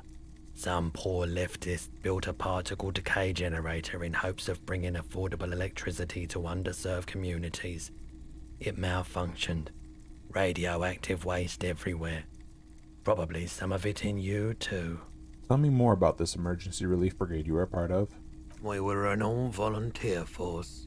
Self-organized. Tried to help the fire brigades contain the spill. Perception, say, medium. On the patch, gamma radiation lines cross the red with a red drop of blood. I lived by the river since I was a small boy. The Esperance. Didn't have the art to let it all go to shit without trying to do something to help out. There wasn't much the volunteer force could do, however. We wasted years in the river mud. Years getting sick. It must have been tough, radioactive cleanup. There's a reason why everyone's tried to forget any of it ever happened, and why no one has tried to repair or replace the pile. So much disappointment, and early deaths. Cancer mostly. And we knew all that was coming even as we were cleaning up as best we could. Whose fault was it that the generator failed? No one's. Everyone's. He sighs and shakes his head. Empathy. Easy success. So much bitterness. A bunch of poor people built themselves a primitive nuclear reactor, hoping for the best. What do you think is going to happen? How did you end up running a pawn shop? The cleanup happened 15 years ago. I was young then. Later, my second aunt died. Left me this shack and all the assorted junk in it. So I came to Martinez. People told me don't go there. It's a shithole. I said, people, we just had a nuclear pile meltdown. I'm gonna get as far away from Forburg as I can. Still in the same city, but... Shrugs. Well, thank you for telling me. I like the theory more than the story. Outward movement, not vortices. Yeah, you got to get in on those vortices, my man. Alright, that's it. Okay.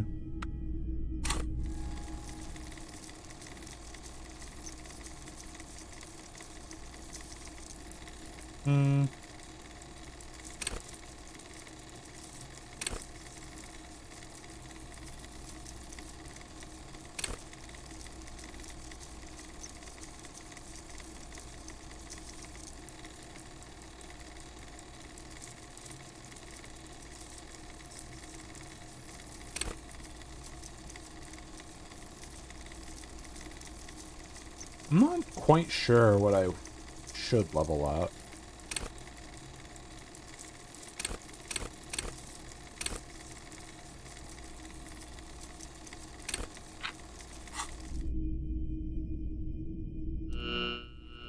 How much for the streetlight? 700 real. A bargain, I dare say.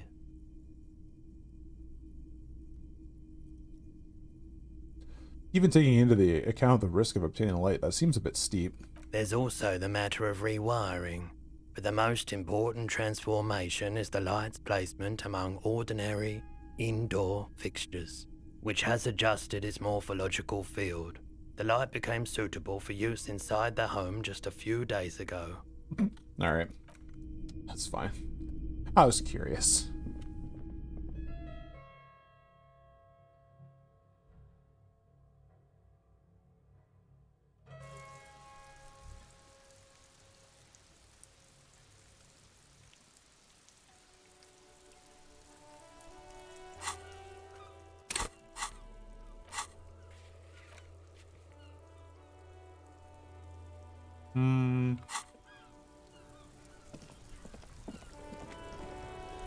Take this awful attire off.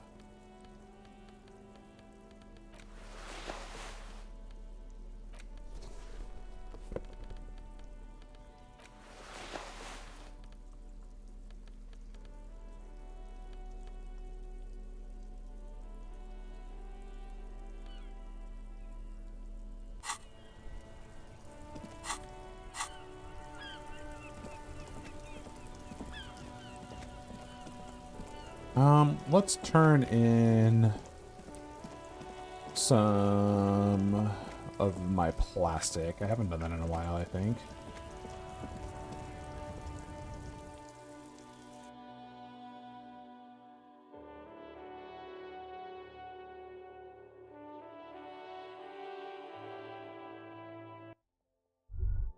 Ooh, yellow roses in the window. Those aren't the flowers that were left for a glacier.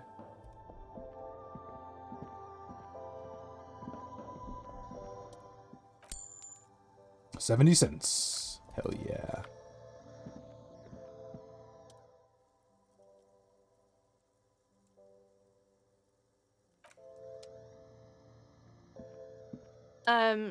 Is this about the questions again? Because I don't really know anything. That's fine. Never mind.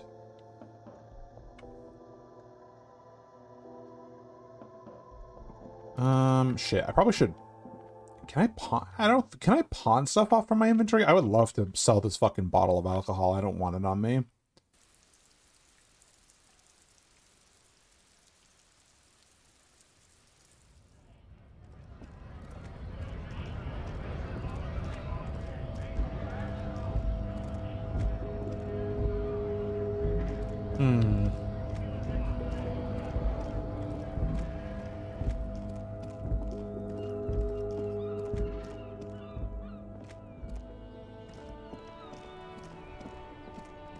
Still here, stuck in this damn jam.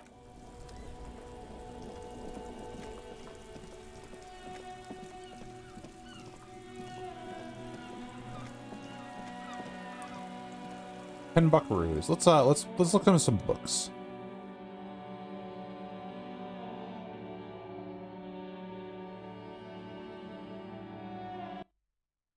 What was that Helmdahl one? Pain threshold.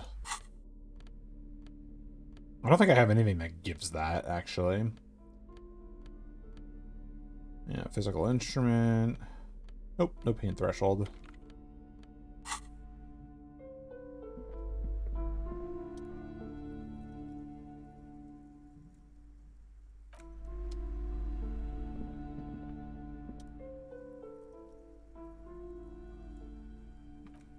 Maybe if I put that shirt on. Annoying vehicles, sorry.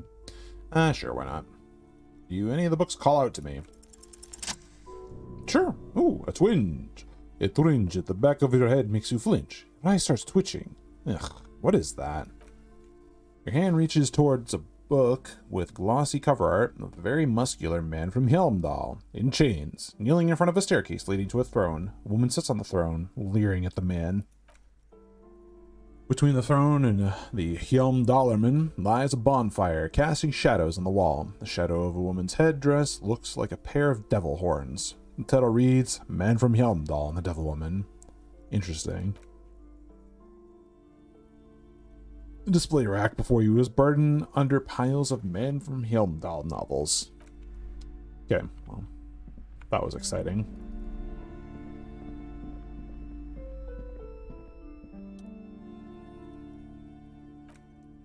Well, I can only buy one, so... Anything of note in the shelf? I would say... The Greatest Innocence. Yes, most certainly. It's an important educational tool, delving into the depths of history, religion, and their relation to innocentic power.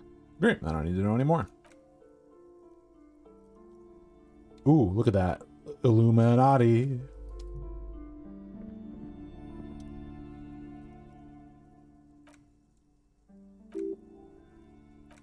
I've already looked at that.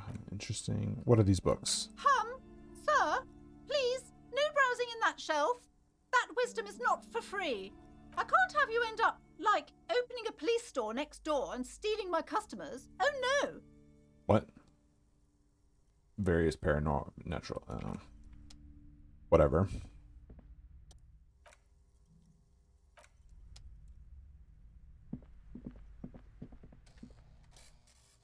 Dick Mullen. Of course. Such violence in America.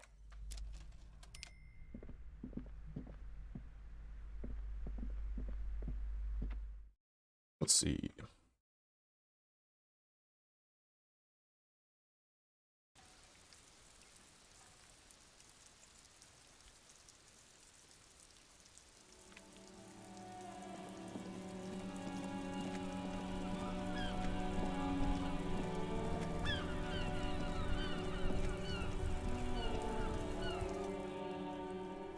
Oh, I can't access my inventory here. I want to sit and read the book.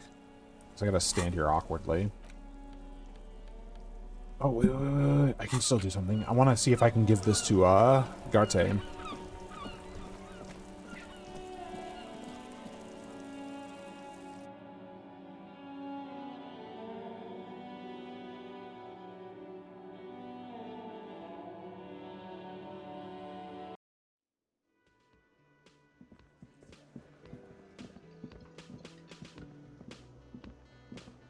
Can I help you? Garte, I found a new bird for the whirling. Give him the ruffed grouse. What is this thing? The man takes the stuffed bird.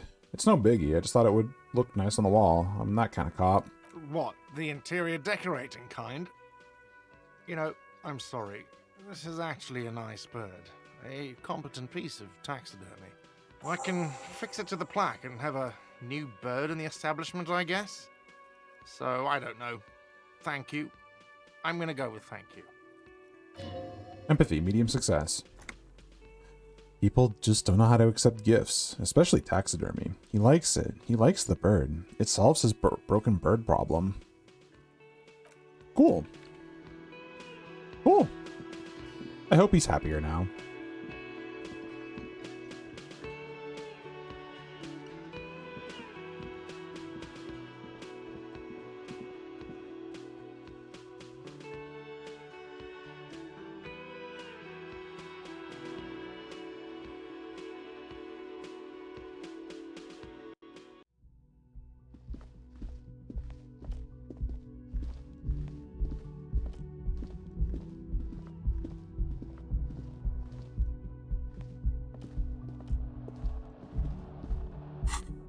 We're reading the book up here. Dick Mullen and the Mistaken Identity. Dick Mullen. Dick Mullen. In your hand, you hold Dick Mullen and the Mistaken Identity. The brittle paperback feels fragile to the touch. Examine the cover. Cover features a pastiche of different scenes. In the foreground, a man in a dark overcoat clutches a pistol to his chest. Rising up behind him are two silhouettes wrapped in a passionate embrace. The tagline reads, Detective Dick Mullen must prove his innocence after an old friend is murdered by someone who looks just like Dick Mullen. That seems to sum it up pretty nicely. Esprit de corps. Medium success. Needless to say, it violates nearly every RCM regulation for a detective to investigate a murder in which he is a suspect. Funny. Start reading. The story opens with a knock at the door. Detective Dick Mullen is greeted by an old friend, Charlie Spillane. Charlie Spleen, more like. Got him. Sorry. Who's come to Mullen to ask a favor on this dark and cold night.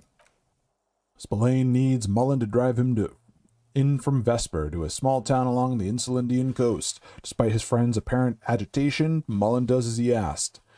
Then returns home where he passes out drunk, as he does most nights. Esprit de corps, medium success. An extremely unprofessional and hurtful stereotype that's offensive to all upstanding officers of the law. Look, I can't judge. 2 days later, Mullen is arrested by the Vesper police and charged with the murder of Charlie Spillane. At his interrogation, Mullen learns that Charlie Spillane was shot in a bar in the very town Mullen dropped him off in, by a man matching Mullen's description.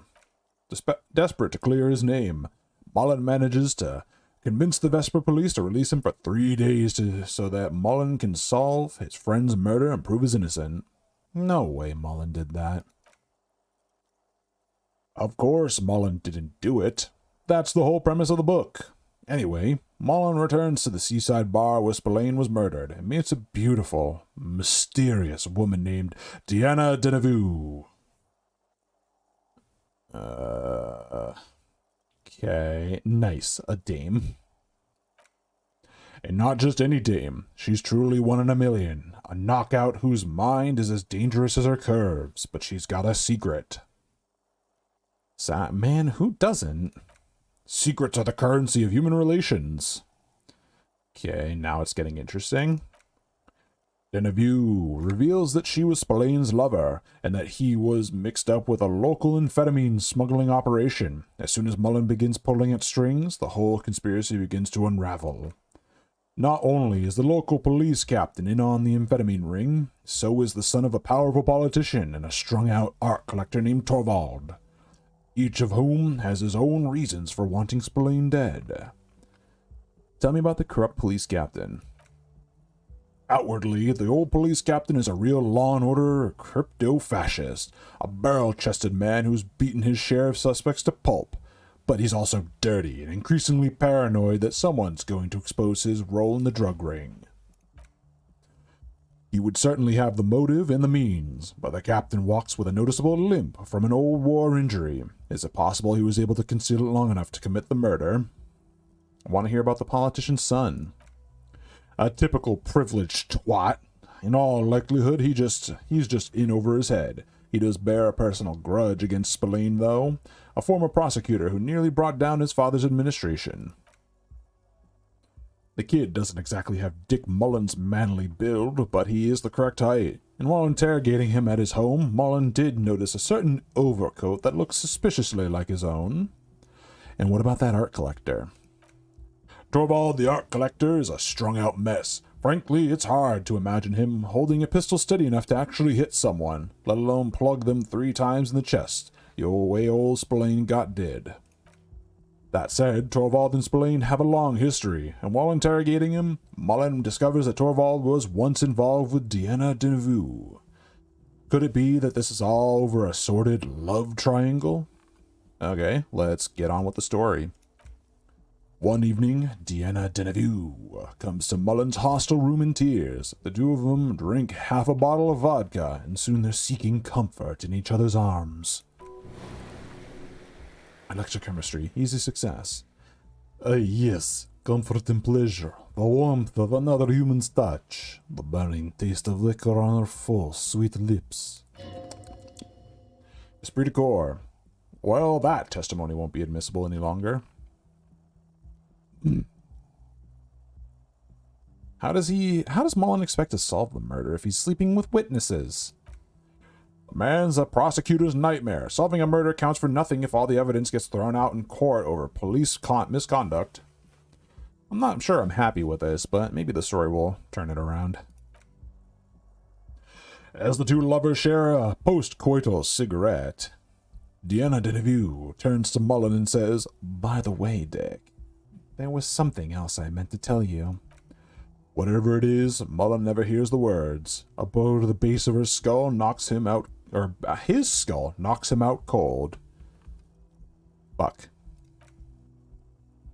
When Mullen comes to, Denevue is dead on the hostel bed next to him. To make matters worse, his clothes are covered with her blood. Double fuck. Mullen trashes his blood-stained clothes and flees the hostel, knowing it's only a matter of hours before the cops discover Denevue's body, if they haven't been tipped off already. Esprit de corps, medium success. Fleeing the crime scene, destroying evidence. Even if Detective Mullen didn't commit the murder, he would be facing years behind bars. The heat is on. If Dick Mullen can't solve both murders before the cops catch up to him, he's going away for life. Can you solve the case before the cops close in? Wait, I've got questions first. What is it, Detective? Why does everyone close to Dick Mullen and wind up dead? It's a dangerous line of work, but somebody has to do it. That's why Dick Mullen never lets anyone get too close. Why did Dick become a detective in the first place? There was never a time when he wasn't a detective. He was born a detective. Was I not born to be a detective? For a moment, you cease to read the story on the page and see the book for what it is, a collection of brittle, cheaply printed pages, held together by glue made from the hooves of horses. You won't find the answers you're looking for here, in other words. Why bother solving crimes when the world is so evil? Is it really so evil, Detective? Okay, maybe not. There are parts worth saving. Like what? Friends and family. Do you even have those? I've got Kim. Just make sure you don't lose him. You'll not find another like him. Esprit de corps, medium success. It's true, in more ways than you know. But then, why does this book know? It's just a poorly made piece of pulp garbage made to be consumed and discarded. I don't have any more questions. I've figured it all out. So who did it, Detective? Who killed Charlie Spillane and Deanna Denevue?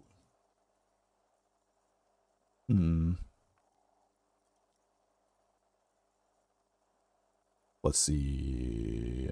The politician's twat son? Could be, who knows? Only one way to find out. Finish the book. You begin furiously flipping through pages. Even as you know these books follow a series of well-worn tropes, you find yourself completely engrossed. You're turning pages so fast you don't even notice the ancient spine coming unglued. Reaction speed, impossible failure. You try to grab the pages as they come loose, but your fingers aren't quick enough to, and they're gone. Dozens of pages scatter across the floor. The last fifth or so of the book seems to have been lost. It's possible that you could gather and reassemble the pages, but it would take way too long. Stupid old horse glue. Yes, blame a dead horse for your fat, clumsy fingers. In your hand, you hold 4/5 of Dick Mullen and the mistaken identity. Put it away. What the fuck? I was getting into my garbage. Alright, I wanted to do that for the end of this. Because I had a feeling I was going to be, like, talking my throat out anyways. Alright, let's take a look. Who is ready for a raid? Sorry. Let's see.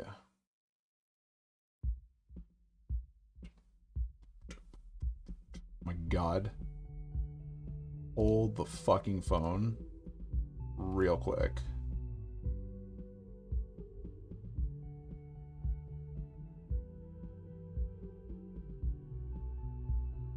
All right. This is admirable. Another person, I think she goes by Tinter on Knockout, but is still doing Getting Over It by Bennett Body. So let's encourage her because she's still stuck on that fucking orange. So let's go give her some good old-fashioned hoorays, because I'm sure she'll fucking get it soon enough. Quick save. All right.